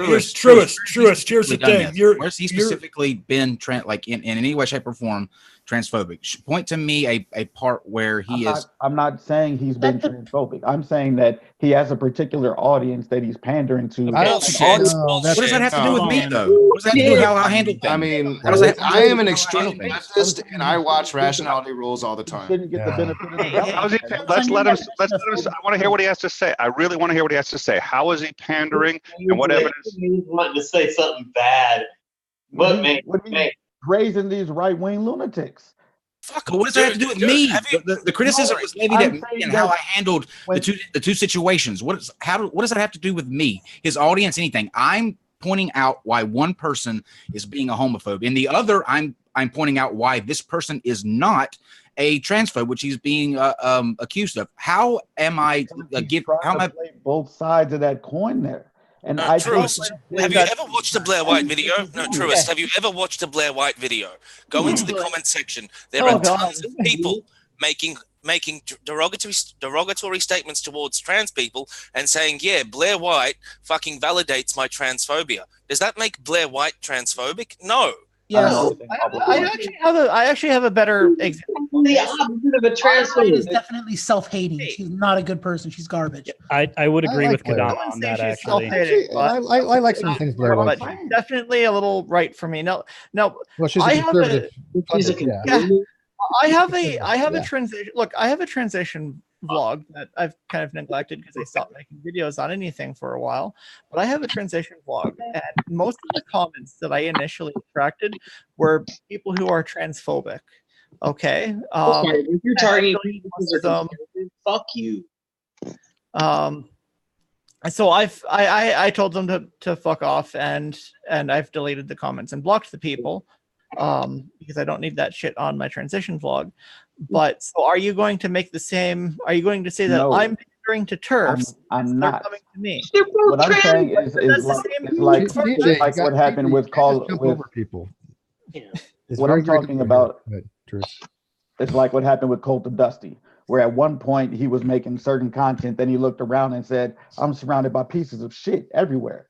And then he decided he was going to make a change in the type of content he put out there. No. Yes, he What did. Dusty did, was did. neglect his YouTube channel. And then he lost all of his fucking subscribers. And now he's pandering. So then he decided, I've got to find a new group of sycophants to lick my balls. I was a Dusty fan.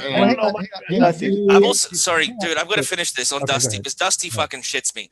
Dusty has said on the Drunken Peasants podcast he doesn't give a shit about YouTube anymore. He's a Facebook guy.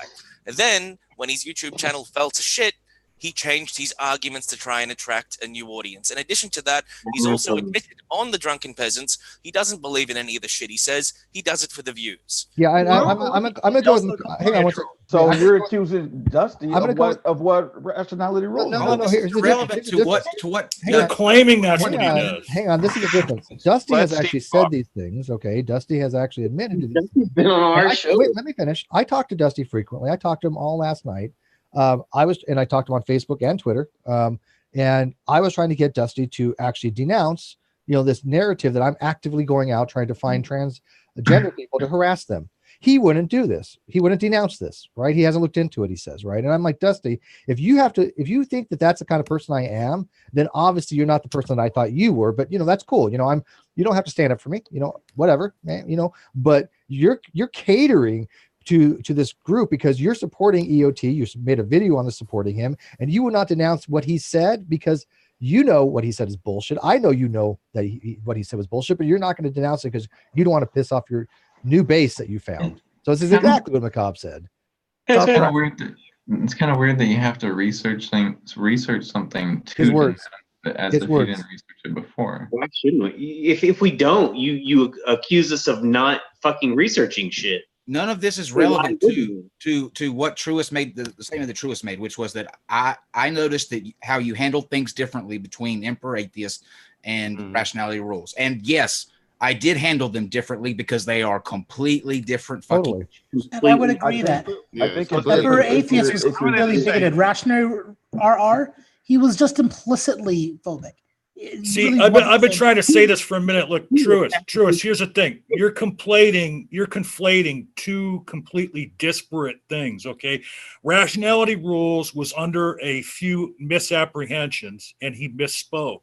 And once it was pointed out to him, he was more than willing to change his viewpoint and to fix the errors he made. Emperor Atheist, when it was pointed out to him that maybe he had misspoke, said, no, I said what I meant. And basically admitted I am a homophobe. You're conflating two completely disparate things. Yes. I'm not. I also want to point out that I don't know Emperor Atheist all that well, but I believe he had in the past said some things that might be homophobic. Yes. Yeah. And then was both Kyle and Shannon had to talk to him about it. Yes. Yeah, and then like Stephen, it has been like nothing but support. From what I can tell, Stephen, all his videos are. I got one question for Truist. So I got to get Jenny in here. Why should they receive the same treatment from Kyle? Why are these identical? And Kyle should have treated them the same. Exactly. Why? No, what I think is that people are being too generous with it. Like I said, I think you have to take everything in context. Okay, true. Be a little more specific on that. Disagrees with you. I already did. There's a whole context of this guy supporting and sticking up for people that are bigoted in different ways. And that's the prism that I'm looking at. Wait. Now Rationality Rules is actually bigoted. What way he's bigoted? That's the prism that I'm looking at the whole thing through. He's supporting people that are bigoted in different ways. Show us. I don't give. There's photos of him with Carl Benjamin and everything. He does. Oh, that must be the case. Oh, so we've had Carl Benjamin on our show. I've had good discussions that make with us Carl right wing? Benjamin. Yes. No, but Carl Benjamin is a dick. What is He's so what? Carl Benjamin. So what? Carl is not I right know. wing. I know. I didn't watch that episode with Jesse Lee. Hang on. We're talking over each other, so let me get a little bit of control. I got to read a super chat real quick. I want to get Jenny in here. But Jen says, "Hey panel, men who are not trans, we trans folk, many but not all, are willing to give RR another chance. Why aren't you? Don't speak for us. Thank you." And you know, I think that people, you know, have a right to speak their things, but you know, we're not. Nobody should speak for a different community.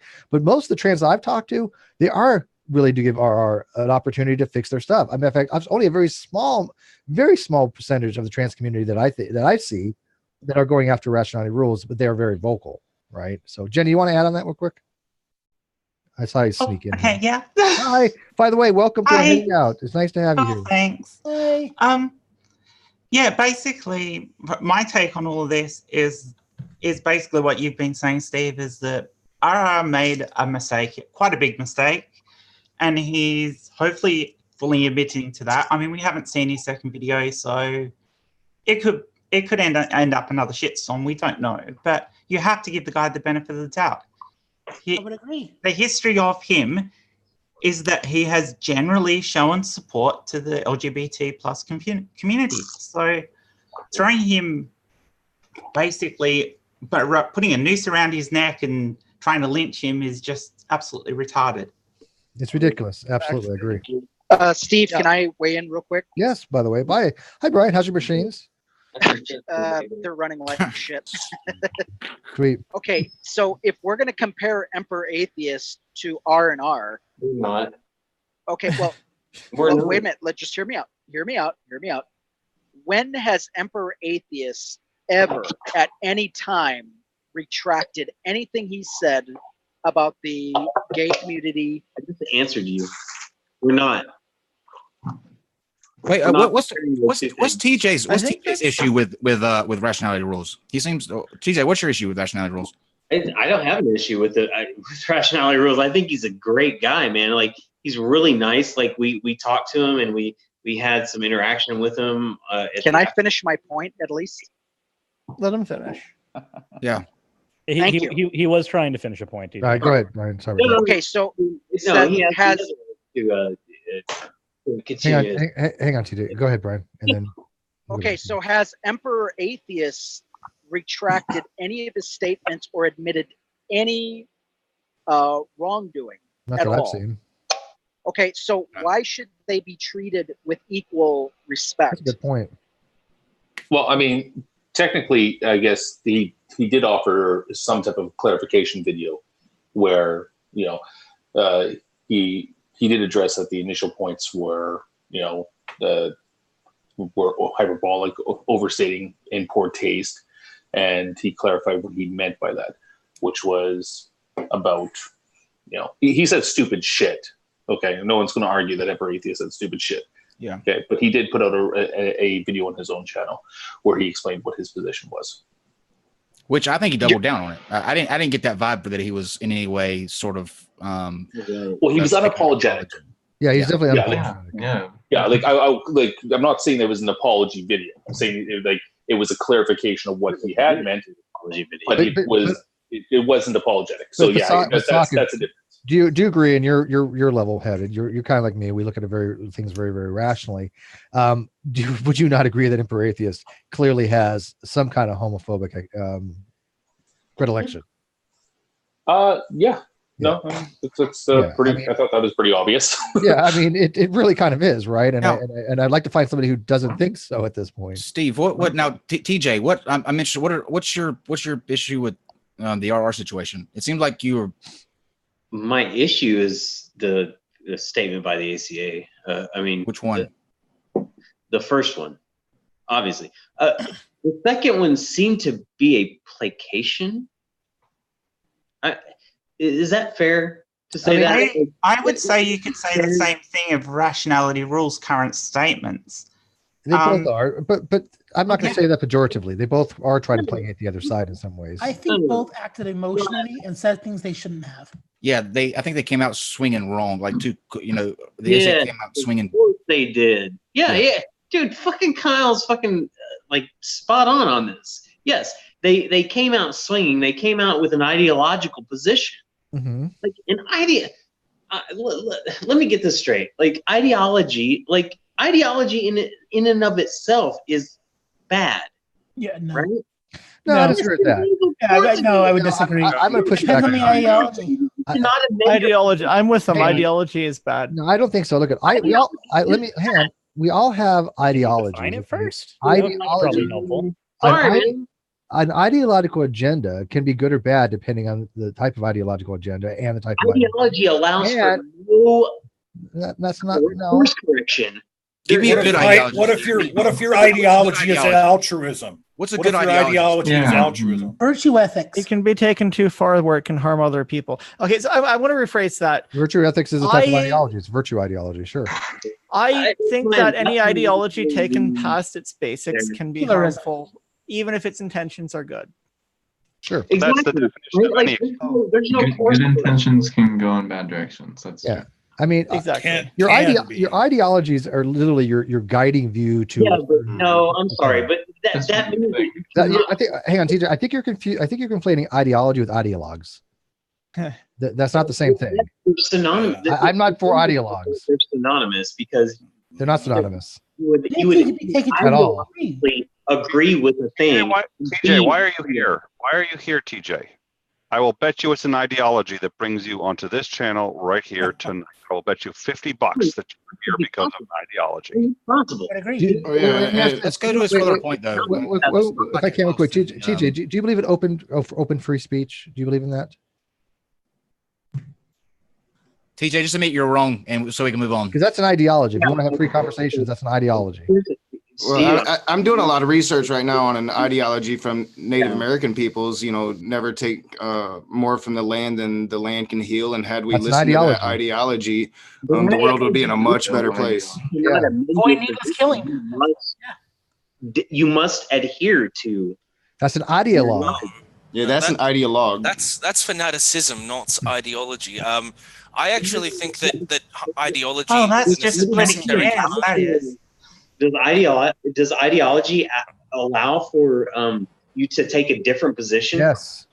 Rationalism, for example. Position. Yes. It's a broad term. Yeah. Yeah, I really do think you're complaining ideology with an ideologue who Actually, is uncompromising. Can I say something really quick, Steve? Yeah. Ideology is a necessary component of being a social agent. You Yes. are prescribed or you come through reason to a set of values. And this system of values is your ideology, whether that is something like the Golden Rule, whether that is liberalism, whether that is you have to have a set of preconceived constructs with which to digest and understand the world around you. Just think of it in a simpler form of the word, idea. Take in stimuli via certain aspects of your ideology. And the point it becomes maladaptive is when it becomes the entirety of your outlook. So, for example, a fundy Christian views the world from the perspective only of their ideology, i.e. Ken Ham, put on your Bible glasses so you don't have to see the facts. I'm okay with that. Yeah, I think what happens is I look at a worldview differently. Riley pointed this out, but I mean, look at it this way. A worldview to me is actually one thing, your entire framework of your theory of reality, the theory of everything. That's your perspective. I mean, there's just one worldview. I know people will segregate that into dividing it up to, oh, well, Christianity's a worldview, atheism's a worldview, all these other types of worldviews. I don't particularly look at it that way. If you want to be my guest, but I think Actually, one sec. Yeah. When I think your ideologies become your sole worldview, your overall worldview, that's when you become an ideologue, because then you become uncompromising. Then you have no ability to actually course correct. And this is where your ideals become all or nothing, right? You cannot be wrong. You have to go out there and be this evangelistic type approach. And I see you, GJ, that you probably see that often, right? And I think that you're trying. That's not normative, right? Well, That's here, not case in point, Rationality Rules has an ideology. Emperor Atheist is an ideologue. more so, yeah. I guess it really comes down to what your working definition of ideology is. If you're just using a collective of normative beliefs, then that in and of itself is not harmful. Now, it, like anything else, can be taken to its extreme. Which is my position. Well, it's not just I agree entirely. It's not just the it's not just a set of beliefs. It's a very specific belief within your belief sets. Okay, it's mainly within the beliefs that you have. The ideology is going to be the beliefs that focus around things like ideals and ideas that you hold for in that way. It's not just like the broad blanket, just like, oh, I have a worldview, therefore I have an ideology. Well, I mean, that's true. So let me be more specific. If you're using ideology as in a collection of normative beliefs and values that you hold outside of like just for epistemic reasons, then does that maybe clarify it a little more? Thank you. That's what I'm talking about. Because that's something that I think that by itself is not inherently harmful. That just explains something that you're going to have by being a human being with cognitive function. I agree with that. Yeah, I mean, it really just it's going to come down to like, okay, listen, there's ideologies which we agree with. There's ideologies that we don't agree with. Or maybe you can even say that there's like ideologies that are objectively good and ideologies that are objectively bad. We can point to these things. Like if you're an ideologue or follow a strict ideology of Jainism, okay, what harm is going to come to you from holding that as an ideological viewpoint in your life, even if it consumes every aspect of your life? There's nothing evil. Isn't there you can be taken advantage of? Other people follow your ideology. But I say, I think Jainism as a principle could actually be Jainism as a principle. As an extremist principle, not that it is an extremist thing, but an extreme Jain could potentially try to force other people to follow their idea of non-harm and inadvertently harm others in doing so. That's pretty much. I'm a book dork. I'm a book dork, so I go to Osaka. I go to the story Wheel of Time and the people of the Leaf, and they were so nonviolent, right? That they would not take up weapons no matter what. And people would continuously shit on them and kill them and slaughter them. And I mean, it was pretty bad. I have a good real life example of this. PETA. Yeah, they're all about helping animals, and they kill more animals than anyone else. PETA start off. PETA and you a lot. These are organizations that probably start off with good intentions, but I think have some extreme viewpoints that are counterproductive to their actual goals. Isn't Greenpeace one of the top terrorist organizations in the world? Yeah. I mean, they actually do more damage to the U.S. interests than Al Qaeda. Well, how about that decision? How about the decision in Alabama? The heartbeat rule. Oh, that bill is just. They're trying to protect. They're trying to protect fetuses and thereby hurting women. Women have died. Allow me to make this point. Women have died because of that. Women have died. We're starting to go off the rails.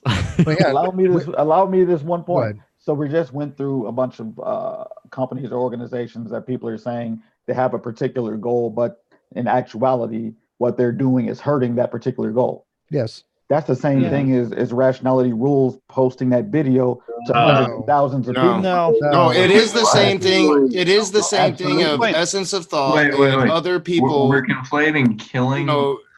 Calling people that are actually defending them transphobic. That is a direct example of that. It's not a direct example of Rationality Rules making wrong conclusions based on maybe some inaccurate science. Yeah, I think Truist, I think you have a weird thing for Rationality. I really think he has an agenda he doesn't have. I don't see him having an agenda or anything like that. I don't think that he has an agenda. I don't even think that he's transphobic. But that doesn't mean that the results of his actions. Rationality Rules' agenda is to debunk stuff, and he thought he was debunking something, and he was wrong. If you don't think he's transphobic, I still can't. You're still not pointing out where I think was. Yeah, I'm lost now. So Truist, away the intentionality. Hang on, Kyle, ask Truist the question again. I mean, can Truist give us an example of this? I mean, just admit you were wrong. You said the wrong thing to us because of the Gila moment or whatever. But this is going nowhere. You just admitted he wasn't transphobic. So how am I at any fault for treating somebody who is homophobic and somebody who isn't transphobic different? What would you like for me to do? The same way somebody that is not racist can say something racist and have an effect upon society. So racism people say or the effect. Okay. Racism in the intent or the effect. Like hang on Joe a second. Biden, like Joe Biden, for example, his No, said things that's not an answer. Is the racism in the intent or the effect? Both. It's both. No. Okay, so I just want to I just want to speak up here for a second. Go ahead, Since May. we're talking about All right, May, you got the floor. Go ahead. transphobic. Go ahead, May. So yeah, Rationality Rules himself said nothing transphobic. Well, and here's the thing. If We haven't defined the term yet. Admittedly, here's the thing. If you think Emperor Atheist was a homophobe, which I think is very hard to argue that he wasn't, if he was a homophobe, and if Rationality Rules is not a transphobe, then at a minimum, even if inadvertently he did damage to the community, for which perhaps there should be consequences, and I'm not sure anyone's necessarily denying that, why on earth would you treat them equally if, all other things being equal, they had very different intentions? Right. You would. I don't think all things argue for intent, not effect. Yep, that's a very good point. Because I don't think all things are equal. I think that there's extenuating circumstances surrounding Rationality Rules that makes me not give him the benefit of the doubt. Is he a transphobe? I think calling somebody a transphobe is such a serious thing. It is. Like, I just can't But to understand define what the those term, things like- are. Like, honestly, like I've seen several of his videos to where I have disagreed fundamentally with his political stances. But I have never seen anything that would lead me to conclude that any of the things that he has been called or people defending him have been called are legitimate. Truist even said earlier that it's the people he sees in his comment section. Exactly what he deserved. Emperor Atheist got exactly what he deserved. I wouldn't do No, it. it probably could have been worse. It should have been worse for him. But Yeah, absolutely. And I don't regret anything that we did. He got exactly what he deserved. That's what Let me happened. ask you a question. I'm not saying he shouldn't have. Hang on. I'm not saying he Hang shouldn't on. have. Brian has his hand up, so I'll turn over to Brian in a second. I have one question to ask. Truist, if Rationality Rules had never made that video, would there be any argument whatsoever of any kind that Rationality Rules was in any way transphobic or had any kind of transphobic tendencies? I would question some of the people that he likes to heap praises on. So What the fuck does that have to do with my question? I would have questions. He could be with all due respect. Hang on. With all due respect, hang on. He could be an alt-right Nazi-loving, Jew-hating, race-hating. He could be a piece of shit. I would think that he's probably transphobic then. Oh, okay. So because they hold this, they must also hold this. Not must. I'm I would, sorry. but I would think. That doesn't follow. There's some race-hating Nazi transgenders out there. I actually knew one at one point. Between Rationality Rules, listen. Between Rationality Rules and Emperor Atheist, one of them is an ally. One of them is a piece of shit. And I don't think those two things the same. I'm sorry. I hate black and white things, but that is pretty black and white to me. Yeah, really. All right, Brian, go ahead. Hang on, Nick. Brian was next. He had his hand up quietly. But I agree with Kyle, even though I hate black and white things. It is one's an ally, one's a piece of shit. He's got the best take on it. He's got the hottest take, right? All right, go ahead, Brian. Gee. Yeah, Kyle asked the question already. Is RR a transphobe? Yes or no? And I think we've got our answer. We do know that Emperor Atheist definitely is a homophobe and most certainly is a transphobe. You've just compared apples to hand grenades at this point. You don't treat them the same. Well, I hate to be that girl, but I define phobia as an irrational fear. So Right. in that, I don't. I think RR is a really illegal to be transphobe, but not a trans bigot. Yeah, well, transphobia. I mean, the real thing about transphobia can be very, very vast. I mean, fearful of. By that definition, I think he has some implicit fears. Yes. his proclamation that transphobia people should not be allowed in women's sports, I could see it by that definition. Well, look, here's the thing. Hold on. The suffix phobe does not always mean the same thing. Okay. I'm using the common definition in this hangout. Well, but it's the common That's not what definition isn't transphobe used means. in the word To be homophobe clear, or transphobia. It's just to not be used clear, that way. that is the Yeah. comment in Rationality Rules video that It's- is being labeled as transphobic is when he did that. Yeah, and there's some questionable things that he said. I've never argued otherwise. Look, but when you're transphobic, or any kind of, when you even have racial things, if you're against a certain kind of race, these are attitudes. These are actual emotional attitudes that insinuate that you have some kind of bias, prejudice, and you have feelings about this. You are actively thinking to yourself, I dislike this person for no particular reason. I have violent tendencies. I don't think it has to be active. That's exactly what it is. This is exactly what it is. Dave, I think your You analysis just said is something actually very going one interesting, step Truist. You just said something very interesting, Truist, which is what you said was, I would think. So you said based on who he's hanging out with and what he's saying, that you would think that he's a transphobe.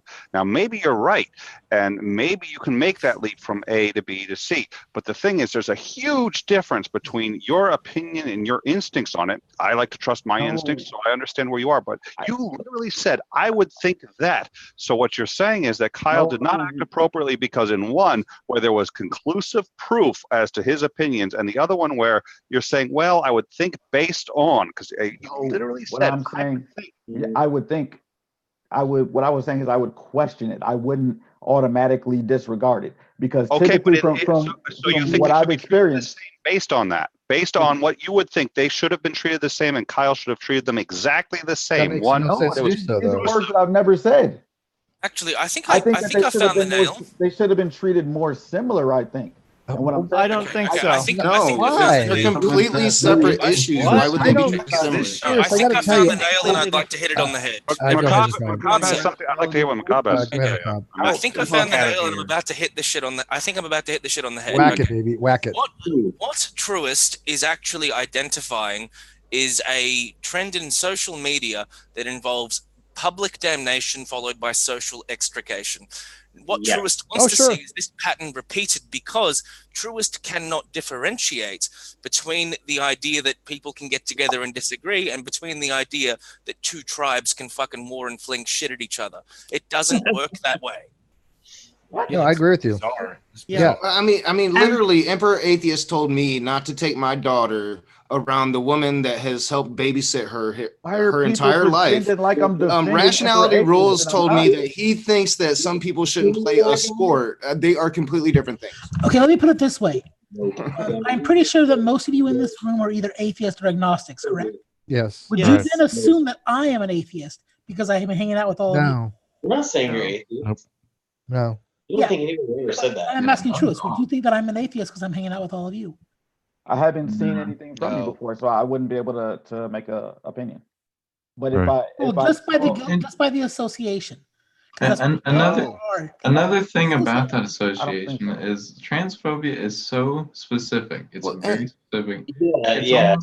It's almost like somebody doing nothing before in their life to insinuate that you're anti-Semitic, because that's very specific too. It's about one people group, and then you assuming that somebody is doing. There's a lot of people who Well, live their and whole who lives the not hell saying a is- single I trans would like to person. chime in on what transphobia is. I don't really like the word, but it is an implicit bias against trans people. It has nothing to do with fear.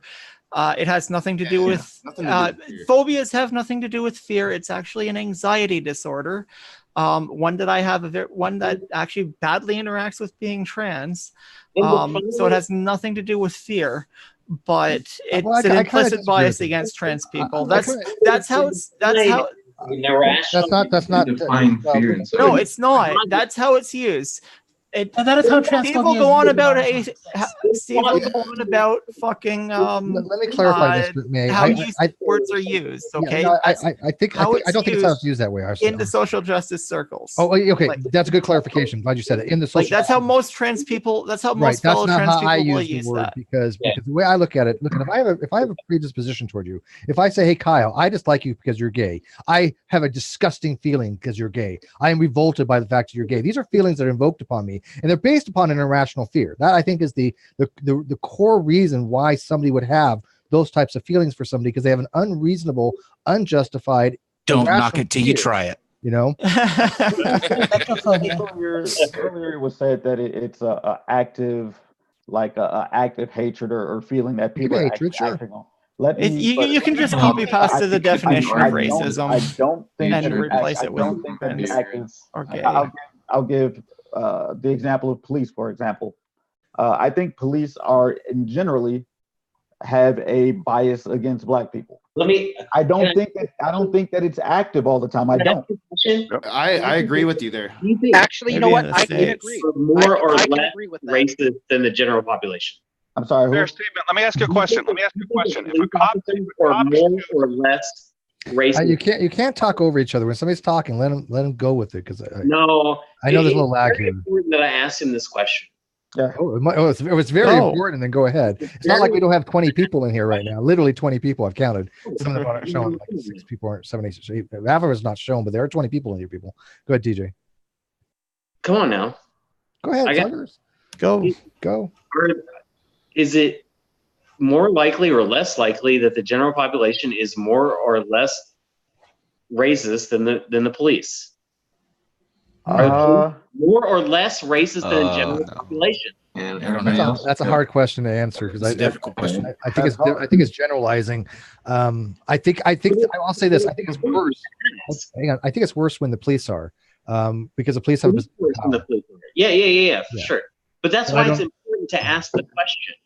But the FBI does have a study saying that white nationalist groups are infiltrating the police.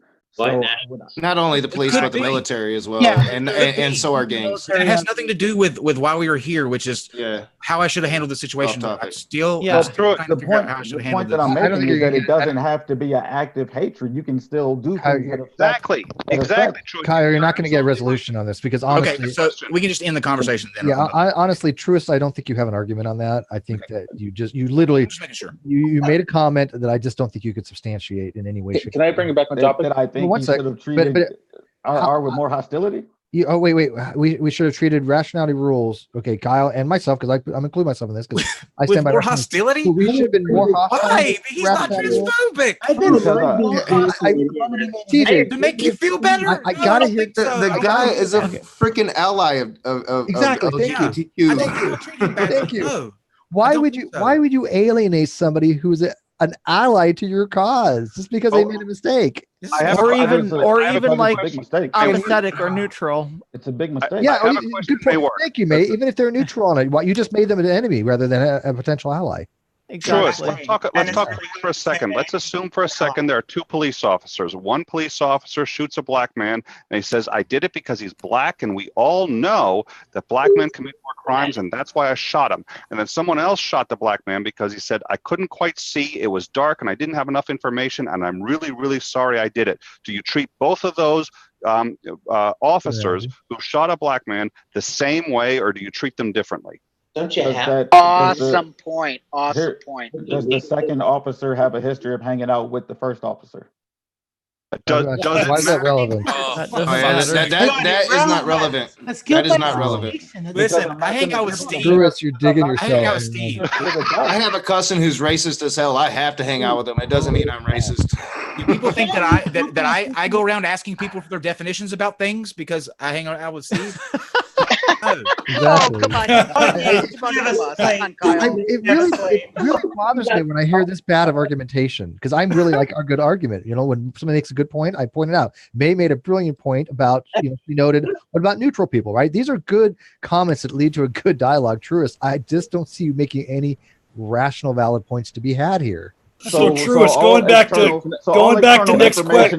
to Nick's question, Truist, yes or no? Do you treat the 2 police officers the same way?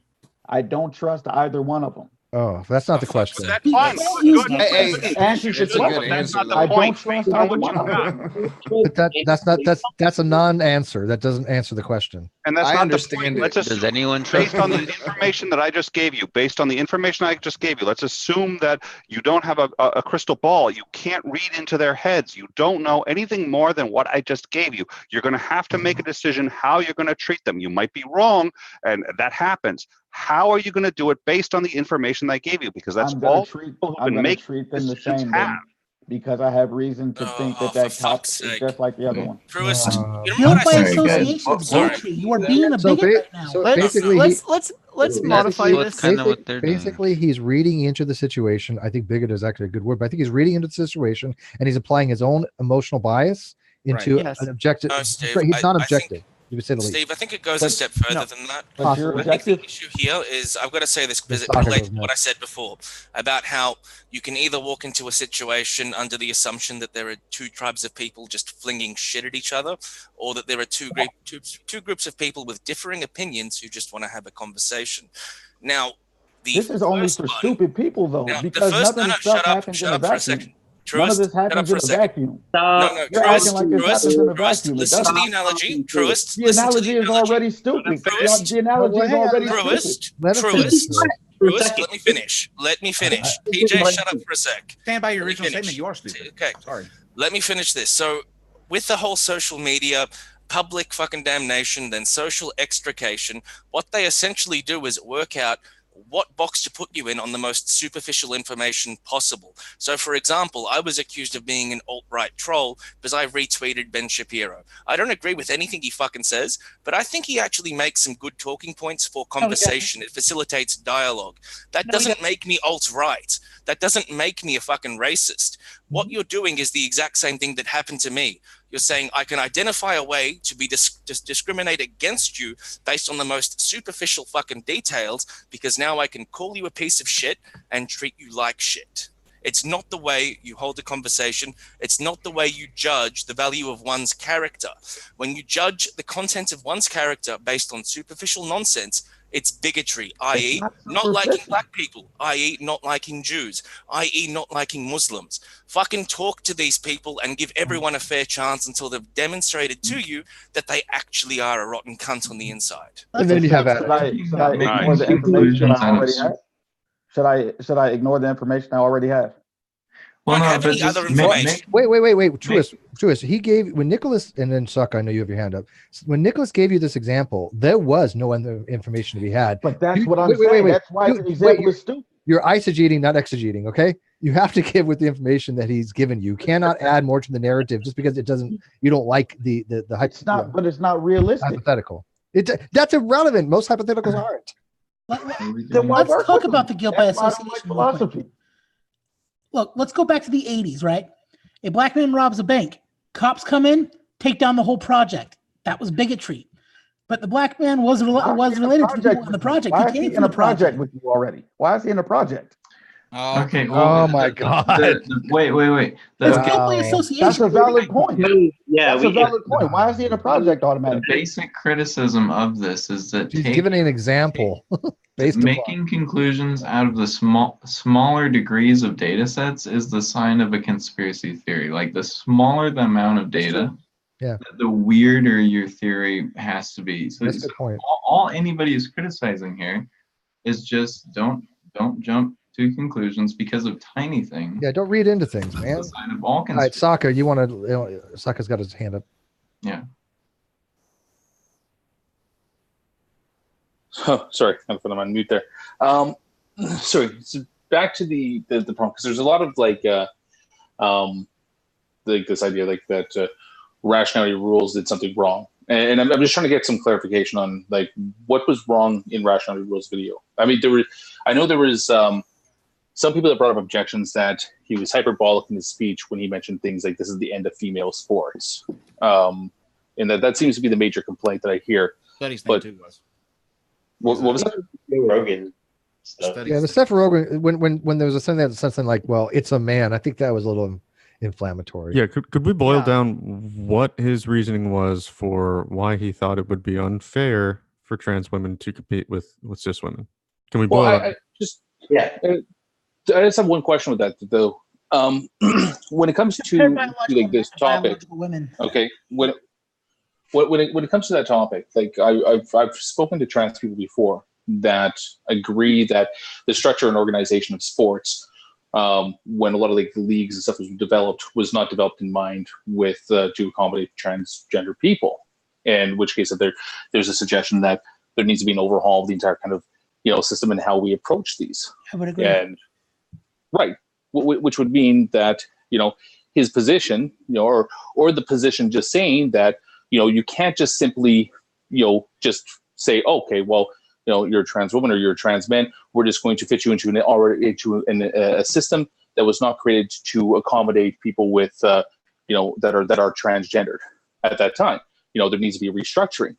And that seems to be like one of the main things that I take away from this video is that you just can't plug people into the system that we have now that wasn't built to accommodate them. Now, there are trans people that agree with that. Are they transphobic? No. Trans people can be transphobic. I've run into a few. There was one on the Non-Sequitur show. But are they transphobic because of an irrational fear of trans people, or because they have certain? They're transphobic because they have an implicit bias against trans people. That's not the definition of a phobia.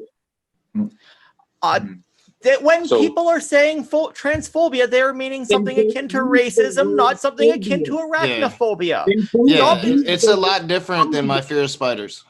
Okay. Yes, exactly. Okay, look, there's a quote that I like. The avalanche has already begun. No, the avalanche has already begun. It's too late for the pebbles to vote. That's how the word is used. That's how it's intended to be used. It's not intended to be a fear. It's an implicit bias against. I think you can ask questions. I think you can ask questions without being transphobic. Like if you generally, like if somebody were to ask a question like, is this something we should look at? Not going ahead and just agreeing with, one side in particular out the gate. I don't think that person is transphobic if they have a genuine question or they genuinely don't know and they're asking a question. I think a lot of people are quick to label them that because they seem to question maybe the validity. Yeah, whether or not they should be allowed to engage in sports. Okay. But I don't think that implicitly makes them transphobic. I think intent is everything. If their intent is to ask that question to drum up some big argument or whatever, that's a different story. But asking questions I don't think can make you transphobic. Yeah, that's right. The issue with this is how quickly it is to start labeling people with this stuff. Well, that's because they're using it as a weapon, Sokka. Yeah, but the big real quick, hang on one sec. I don't want to lose what Kyle said. Can you hang on one sec, Sokka? I don't want to lose. I want to go up what Kyle says. Hang on one sec. I want to follow that hair. I think the greatest mistake Rationality Rules made in this video was the fact that he had every right to ask the questions that needed to be asked, but I think he tried to answering those questions and he wasn't prepared with the information to properly answer the questions he was asking. I think that was probably the greatest transgression that he made, that he wasn't properly answering the questions that he was asking. Does that make sense? What about Go ahead. But what's the proper answer? I mean, this is we're going to have that topic one of these days. Nobody's having that discussion yet. Nobody's having that discussion. Proper answer definitely. The point is like I've met like I said I've met trans people that disagree with giving kids certain treatment before a certain age. But it seems like that if I was to bring up that as a concern, I've been labeled transphobic for something like that before in the past. It's just what I'm saying is there's no unified transphobic for bringing that up. Right, they have to know your intent, I think. Right, and I think that's the major problem of this whole thing is that people are being labeled transphobia when they are clearly not. Sure, and that's by any definition. There's not a result kind of there's no even within the trans community, there's no unified view on like every single aspect of life when it comes to trans people. There's varying opinions within this. When people have opinions, like I said, a lot of the opinions that I have on trans people were influenced by my trans friends.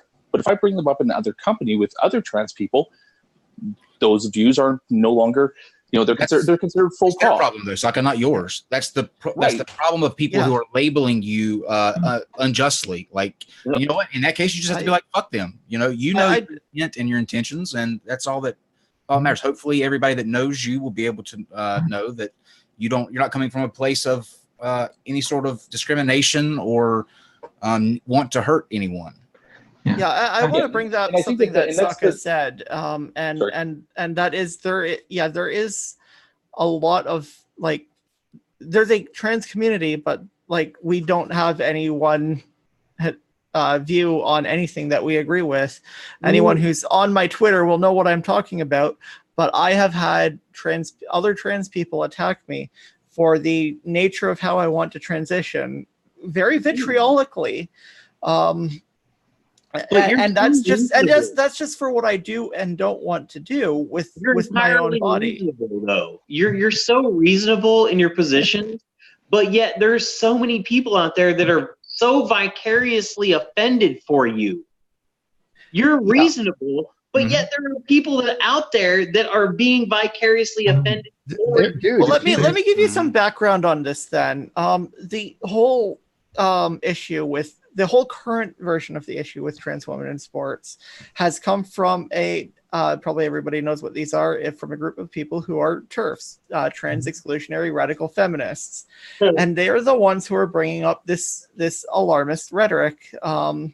And if you go and look at things they say and how they direct, and I've posted a few examples on Twitter, and how they direct themselves towards trans people, they are extremely hateful, they're extremely bigoted, and they're extremely vitriolic, and they will go out of their way to hurt trans people with absolutely no reservation. So on something like this, that is a reason why people are getting extremely defensive, is because there are a lot of people who have nothing but ill intent, who are using this as a weapon against trans people, and I've had to actually encounter that a whole lot, to the point of where I actually had to subscribe to a block list in fear of these people like mass reporting me off Twitter. What is their justification for that? Why are they, real quick? Why are TERFs so vitriolic? They're stealing the vagina gold. Why are racist people so vitriolic against people who aren't? I just wanted there's more to it than that. Okay, so there is more to it. I don't know if anyone can hear me. I'm having Yes. computer issues. Yes, All right. we can hear you.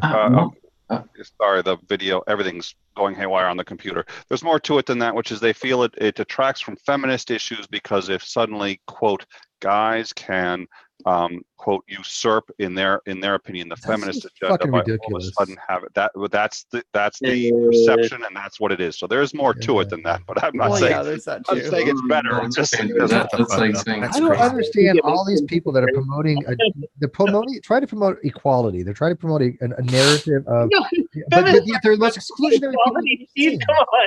No, I've got to go. I've got to go because I'm tired. But that's my ultimate point, though, too, is that a lot of times in these different communities where you have people going after, this outrage culture and people going after different people, they become the monsters that they are hunting. Yep. Always. Yeah. They always become the bullies that they are every time trying to silence.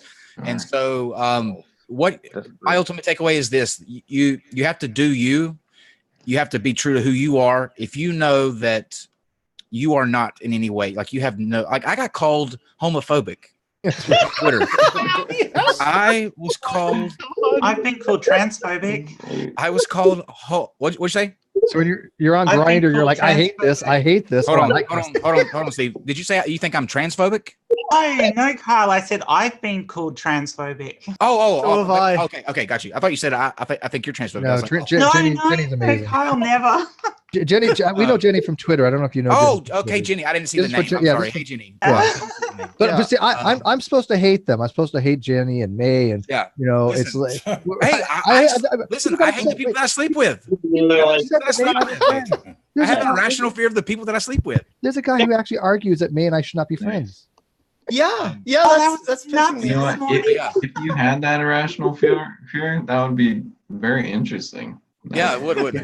I'm scared of you. Please hold me. Kyle's not homophobic. He's homofabulous. Actually, it reminds me of that movie where has anyone seen that movie where Willem Dafoe plays a detective? Boondock Saints. Boondock Saints. There, Kyle. It reminds me of that. Hey, all right, we're gonna wrap this up. It's late. It's still getting out of hand.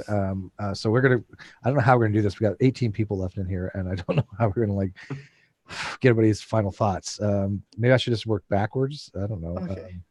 Kadama, do you want to like lead us off and kind of give your final thoughts? Because I do got to wrap this up, people. All right. My final thoughts is we need to just wait for him to make the statement already. All this bickering over what can and cannot be isn't going to help anything. I'm with you on that one. I'm going to agree. Let's do this. Thumbs up or thumbs down. Agree or disagree? I agree with that. I agree. So awesome. See, we're going to end this with agreements, or hopefully. Jenny, you got anything you want to add to it? And by the way, I'm do self-promotion first. I was trying to add things to it, and then I realized I hadn't had my spacebar configured to push to talk. Yeah, it just takes a few to figure out. So that's it. You didn't want anything else? No, like I said in our personal comments here, I think a lot of this issue comes from the fact that a lot of people cannot separate the creator from the content. Okay, fair enough. Yeah, I agree. We all agree on that one. All right, John. Well, the only thing I'll say is tomorrow night at 10:30, we're going to be having a stream on the Great Debate Community YouTube channel. And one of the issues that we're going to talk about is, when does criticism become bigotry? And what logical errors are there in rashly labeling criticism as bigotry? Having anyone on there that we know? Anyone on there we know? We will be joined by Nicholas Suter, and also that guy. And also the Raging Atheist. And before we start the discussion part of the video, David McGinnis and Cheshire Vic are going to join us to talk about their new soon-to-be launched channel. I love Cheshire. Cheshire's my hall pass. She's cool. So I love Cheshire. Yeah.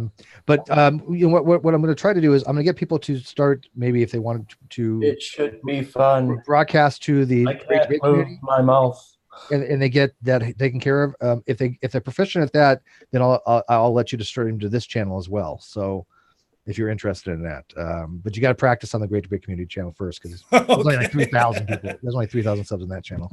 But the Great Debate Community channel, go find it on YouTube. All right, so Macabre, what do you got for us?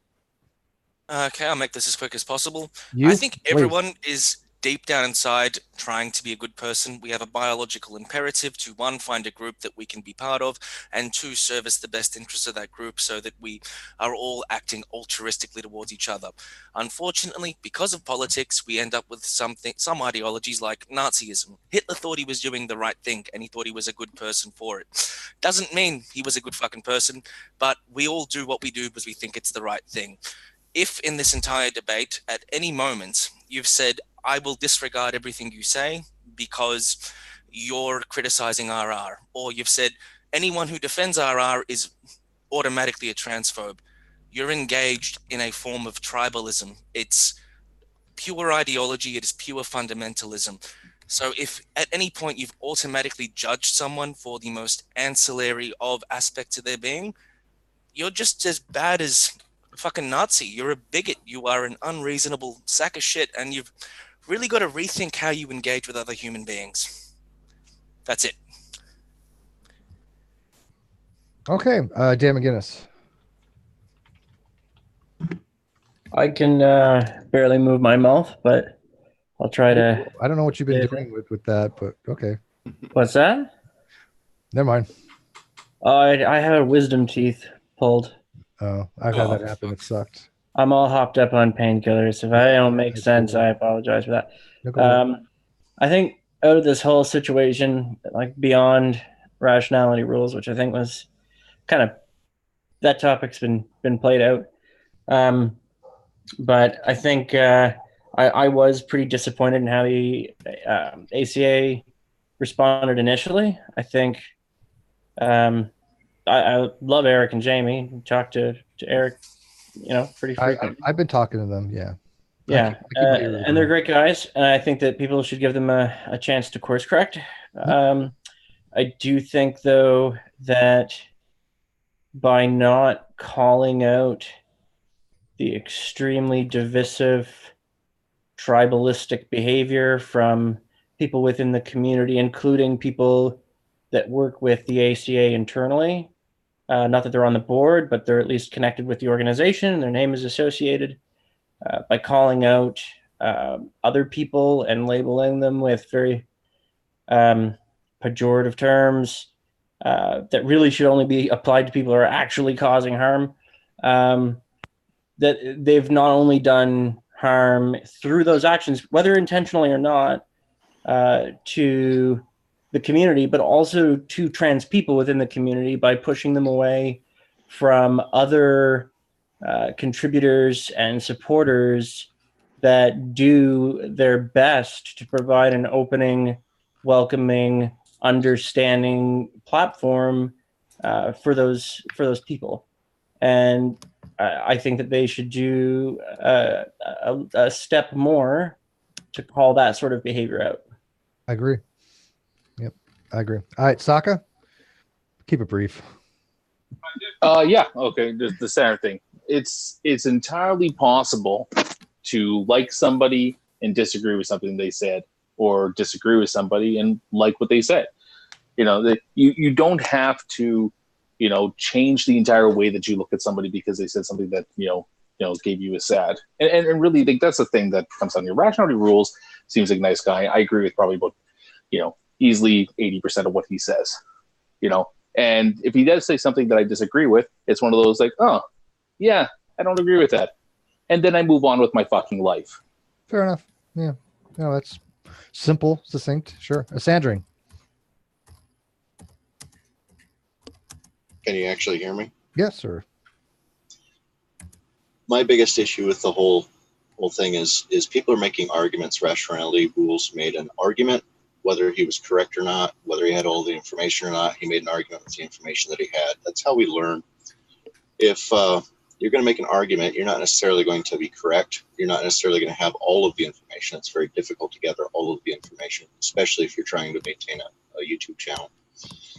And he also has a YouTube channel that needs to maintain subscribers, so he's got to be somewhat entertaining at the same time, which is why I think he was a little hyperbolic in some of his statements. When he was pointed out that these statements were hyperbolic and that it was inappropriate, and other people pointed out, you do not have all of the information, you are actually wrong in some of these things, he backed up and actually said, well, I may be wrong.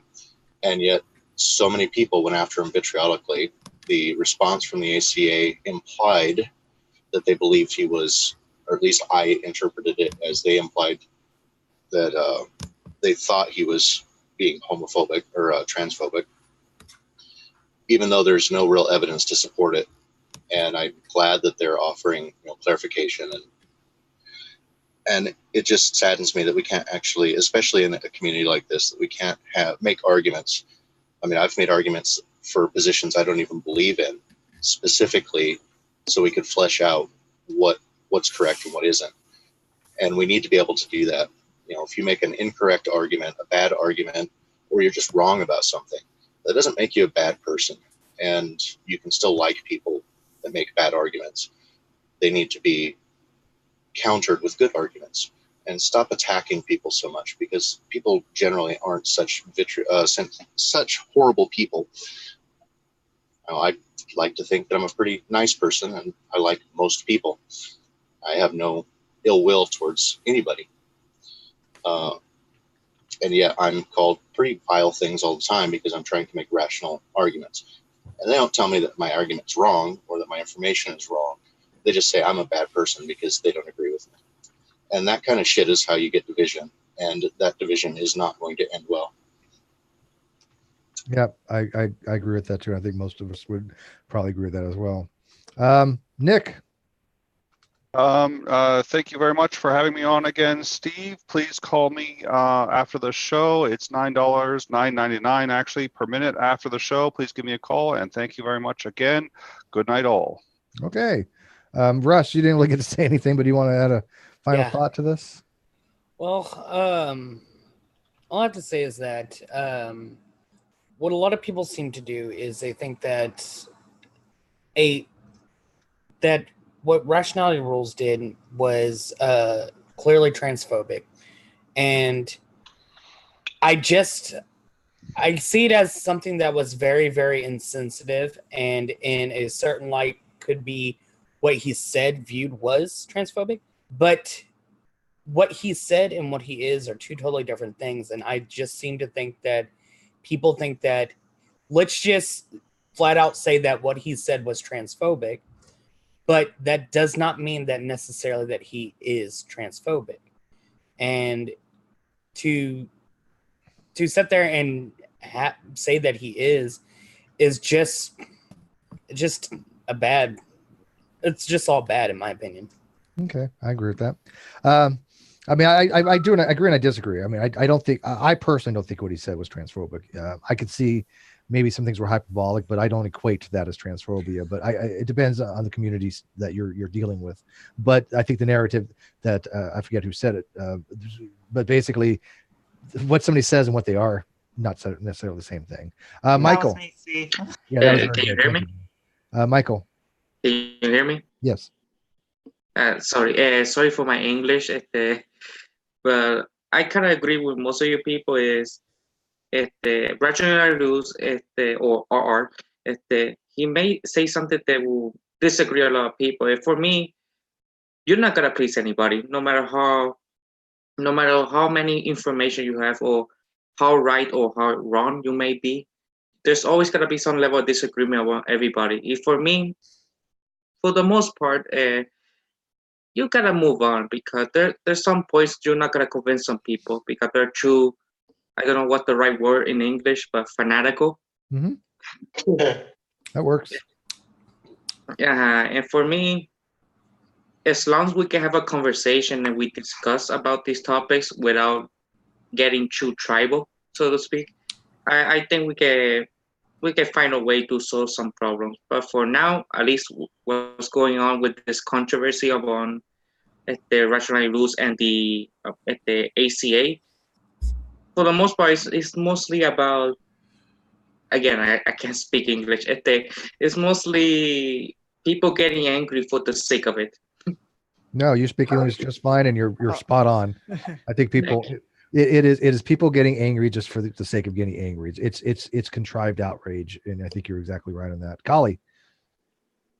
Oh yeah, I was gonna say that I'll just Facebook comment, but there was one last thing that I wanted to say. There's just a pillowing dynamic that I wanted to throw down. We in sports we make a lot of different calls on biology. It's very specific. Like there's heavyweight divisions, middleweight divisions, lightweight divisions. There's a lot of different calls on biology that has nothing to do with gender, race, nationality, anything like that. And I really think that what the last dude just said, people are getting mad because they want to get mad, because what Rationality rules guy said was something about biology. He wasn't saying there was no evidence to support the idea that he was saying that I don't like the idea that people want to be trans. That there was nothing of that nature. He was saying that there are certain ways that male biology can be stronger, and should we do this? Very similarly to say that there's ways even in the same gender, male or the same sex, male guys can be very different from each other. There was a non-sequitur situation basically. That was it. I saw him more talking about physical things, not social things. That sounds good. I'm gonna have to speed it up a little bit here. Truist. Sure. All I have to say is, if you ever find yourself heaping compliments and accolades on people that you find wrong and bad people, and then you see yourself also surrounded by similar people, you may want to change your perspective on life and what you're doing and what you're saying, because you're probably doing the wrong things. All right. Well, I surround myself about people that I like and I dislike for very different reasons. I've seen Rationality rules surrounded by was Alex Connor and Rachel Oates. How are they bad people? Seriously. Yeah, that's podcast people, right? That's his friends, right? Yeah, I mean, who does he hang out? I don't want to start it up. I know we're trying to end it. I'm sorry. I should have said a track. Well, no, I was wrong with that. I was incorrect. I should have said if you find yourself attracting certain people. All right, well, that's a different argument to be had. But then again, we have some weird people follow us too. I mean, look at my live chat. Mav, Mavortis. I'm gonna get that right one of these. Mavortius. No, Mavortis. Mavortius? Laportes? Yeah, Mavortis. Mavortius, yeah. Yeah. That was kind of I tried to come at what Rationality Rules was doing in the most charitable way I could, because I think he deserves our charity in regard to this. So especially with the fact that he acknowledges that he has errors to correct. I think one of the core misconceptions I think he had was that that being psychologically a woman was all it took for someone to compete against women. And it was later pointed out that actually it's much more than just a psychological identification that goes into that criteria. And he got a couple other things mistaken, I think, as well. But that seems to be the issue, is that he had some misconceptions about how things were being done in competitive sports, and he was concerned about the fairness of that. He was concerned about everyone having an equal opportunity to compete. And so I think, I think his heart's in the right place, and we're just going to await his answer, his revised statements on the issue. Okay. TJ. Wow. Well, Oh, now he's got nothing to say. Wow, that was like more seconds of pause. I don't know if he's thinking really deep. Very diplomatic way or not. Nah, He's thinking very slurred. We're going to be ending in 5 minutes. We got 2 more people that I'm going to wrap up. I Saving mean, me for last. So whether or not people think they have people are talking about human rights and what my human right is and all that. Like, what human right do you think you have to compete in a sporting event? I don't understand where human rights come into that. I tell you what, TJ, do you want to have a different hangout on that one of these days? I think it's I would talk about that. Yeah, I'm okay with that as well.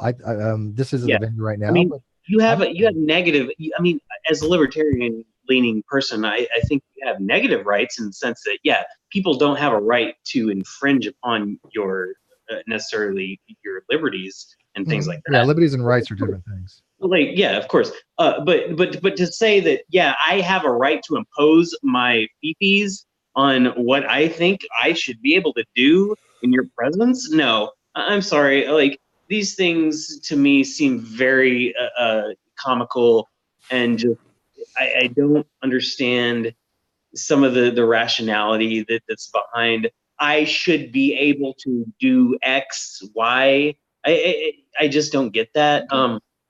I mean, I understand. Like, I'm not going to debate like your existence as a human being. Like, those things aren't rationally debatable. So, no, I don't think anybody who's a rational person is debating whether or not you exist as a human being. Those things aren't in contention. The things that are in contention are, are we being fair to the people that we're delineating or that we're making distinctions between? That's mainly my. Okay, I think that's something that we could bring up. I got my own personal views on that as well, but I won't say anything more on that, and we can talk about that more. Yeah, when people are using rights as a weapon, but I still think people have it's not exactly a right, but I think that they're, they shouldn't be excluded because of certain things. But anyways, what exact thing do you think you have to impose over me that is your right? It's just a different uses of the word. But anyways, okay, so raging atheist, what you got? And by the way, I watched I will do my summary in a second, but I did watch after May, because May's gonna go last. But I watched your thing with Cheshire, and it was interesting. Obviously, I'm not quite sure where you stood before, where you stand now. You said you kind of changed things, and I appreciated that. I'm hoping that you take on board some of the things, because some of the narratives out there were pretty shitty, and I do trust Cheshire. She's always had my back, and I've known her for quite some time on Twitter. She's only started coming around the Hangouts though, so you do her right, man. You make sure that. Oh yeah, she's awesome. She's I really like her. My thing is, so I've stood firmly with Rationality rules, and I've been very generous to Rationality rules, and up until yesterday, I've tried to defend Essence of Thought. I think today that a lot was done towards the whole Rationality rules ACA thing, but it stems from Essence of Thought and Rationality rules. And so I want to be generous in closing to Essence of Thought, and the fact that I have watched him for a couple years now. Me and you talked privately, Steve, about him. And the thing about him that I think people need to understand is that he has been through shit none of us can understand. He has talked about it on his channel. He talks about things that happened in his childhood, the PTSD that resulted. And I could be specific because he has, but I'm not going to take the time to do so.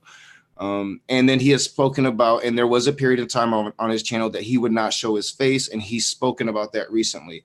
So I think that he has gotten to a place that is very poisonous. And I think that the thing about Peter is he is very smart and intelligent and is very good with facts. So now that he's in this poisonous place, he is using his intelligence in a way that I don't think that he would have agreed with when he was more of a humanist a couple years ago. I would plead to him to find that humanism again and to really look at some of the actions, because he's right about a lot of things. But I would just hopefully I would hope that he could find something, because if I think that he found that humanism that he used to actively promote, then I think that he still has a lot of power in this situation and can do a lot of good to rectify the divide that has been caused from the situation. I'm a huge fan of EOT. He's actually the person who brought me into this whole community. He has been my shining example of humanism for a long time. Even I'm starting to see that he is falling down this path. Mm-hmm. It's scary because it's like watching a hero die. Well, I mean, it is. It's really sad. He's actually put out the narrative: if you're trans, don't go into Steve's hangout because he's going to berate you and treat you like crap and shit all over you. And all he is in a very dark place. Steve, stop treating me like Stop treating me like crap. Well, here's the thing: I treat everybody like crap, so it's nothing against exactly. But anyways, okay. So, all right. So, May, do you want to wrap it up for us? Yeah, sure. Sure. So, actually, first, Jenny and I are planning on starting a podcast. Oh, cool. So that might be cool. We have that in the works. I think that's amazing. I just wanted to bring that up. And for all of this, they who shall not be named and EOT are just being incredibly tribalistic, and I'm completely against that. I'm really tired. It's like it's 2 a.m. Okay, I've been up since 6. Well, we're gonna end this in like 3 minutes. So yeah. So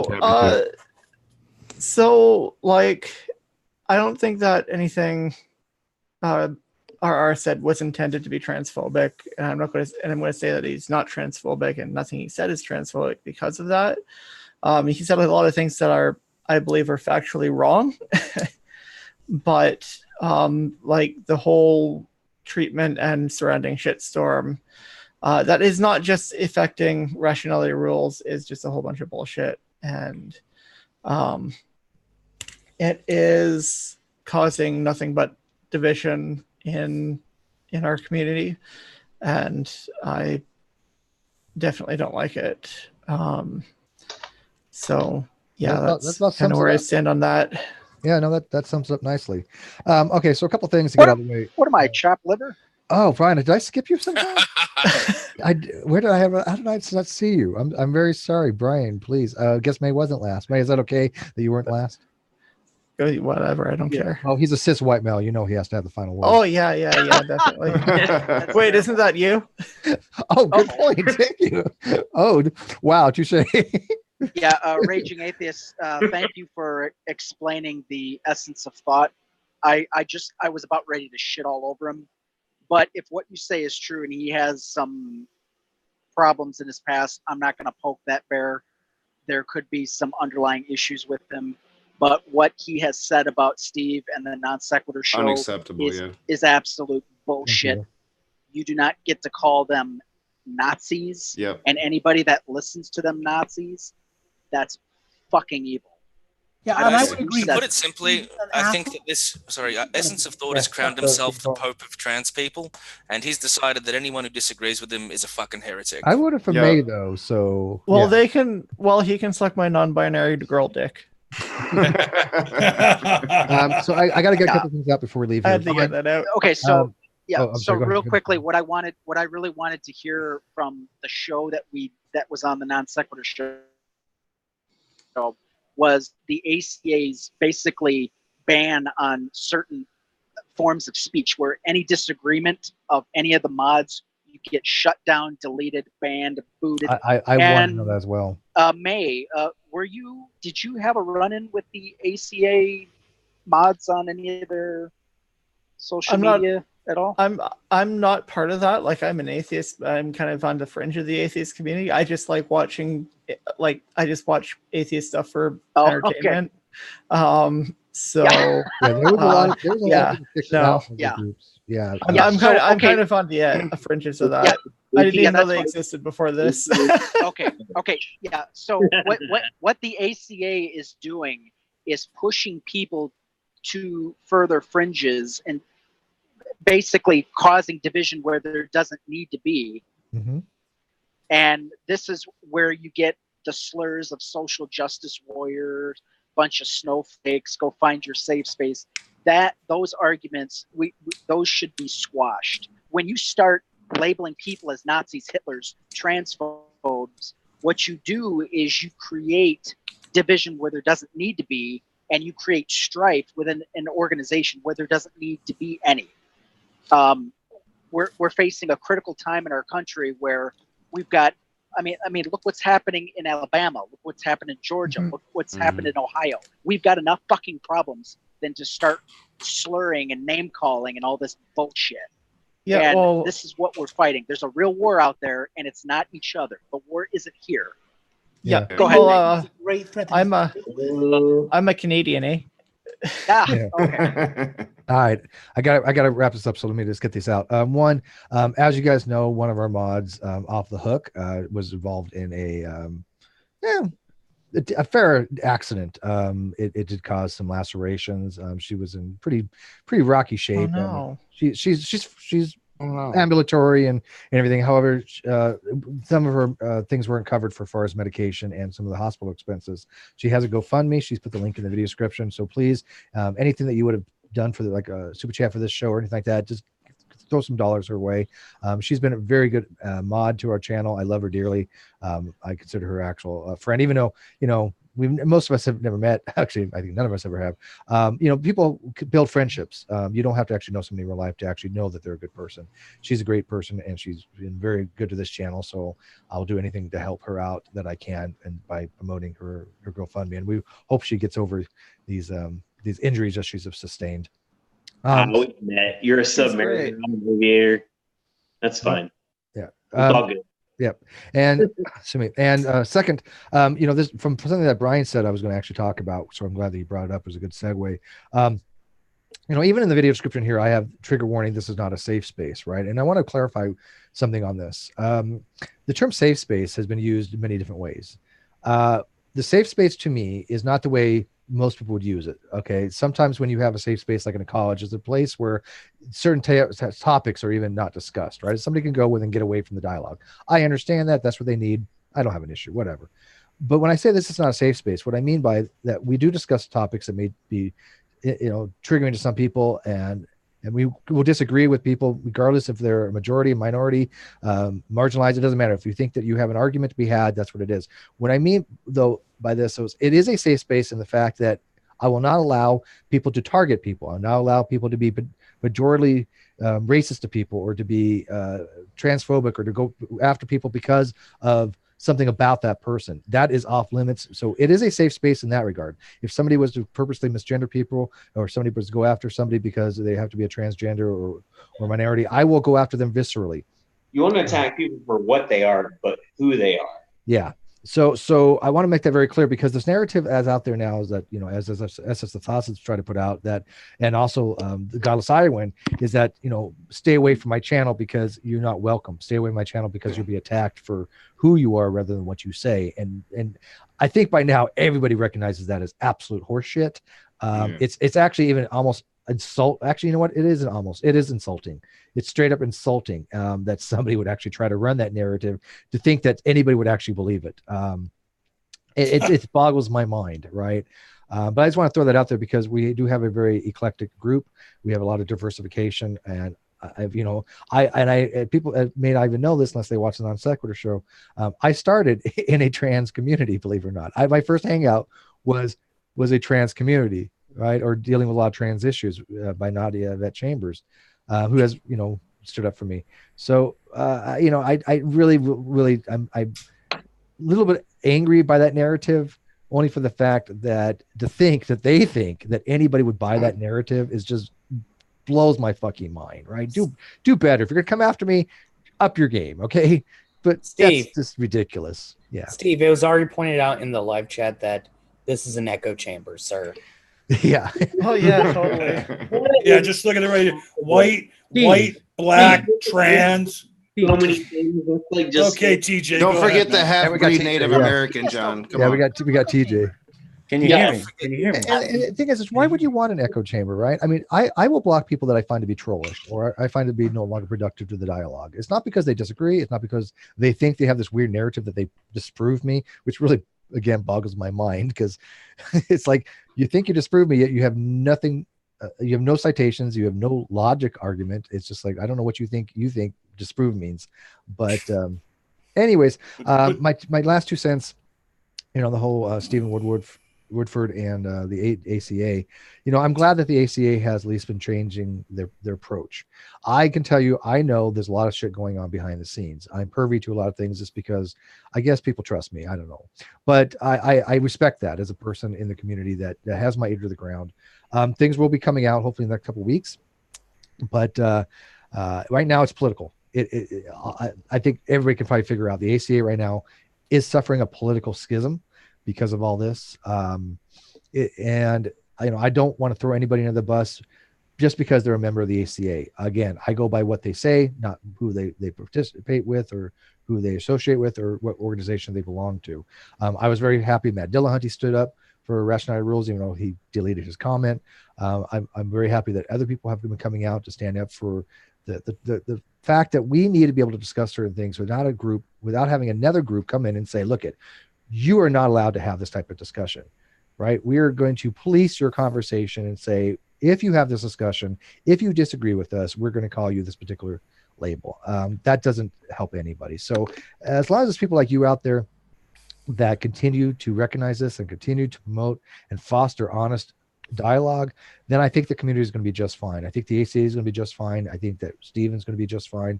I think they're going to make it through this until the next kerfluffle that comes up, and it's going to be the same thing over again. But what has to change is the vitriol and the narrative that's being put out by, and I know people get on me for it, but it is the regressive left. It is the regressive side of the community. And it's a very narrow, small amount of people. I can name them on my hand, literally name the people that are doing this. And it's because of them that most of this is occurring. If they never had said shit, then I think this would have been resolved. I don't think it would have been much of an issue. I think that they would have looked at his videos and said, look, I think we have some issues here. And they would have gone after it that way. But no, they decided to make it into a political weapon. And I think even the most staunchest supporters now are recognizing that. So anyways, thanks for watching this, guys. I'm going to be having a presentation, hopefully tomorrow, this weekend, that I was going to do with Aaron. I was going to have a debate with Aaron, but I think you're going to be on Atheist Edge for that, though. Well, I asked you about it. Yeah, that's true. That's true. I did say, you know what? I forgot. Okay, when do you want to do that? When do you want to do that? I did say that I'd rather have it on your Sunday afternoon is going to be the time for that. When? Sunday afternoon. Sunday afternoon. All right. I will hold off. So on Sunday afternoon, I'll be on Atheist Edge doing a presentation on the whole agnosticism things. I think people misunderstand it. And I was going to have a discussion with Arn. He's recused himself from that discussion. Fair enough. He's allowed to do that. But I will show why the logic is legit. I've had it checked by actual experts, people that know logic and epistemology much more than I do. So I'm pretty sure I'm on solid ground, although I do my homework. But anyways, guys, until then, we'll see you on the Non Sequitur show tomorrow. And thank you for watching. Thank you, Steve. Thank you. Thank you.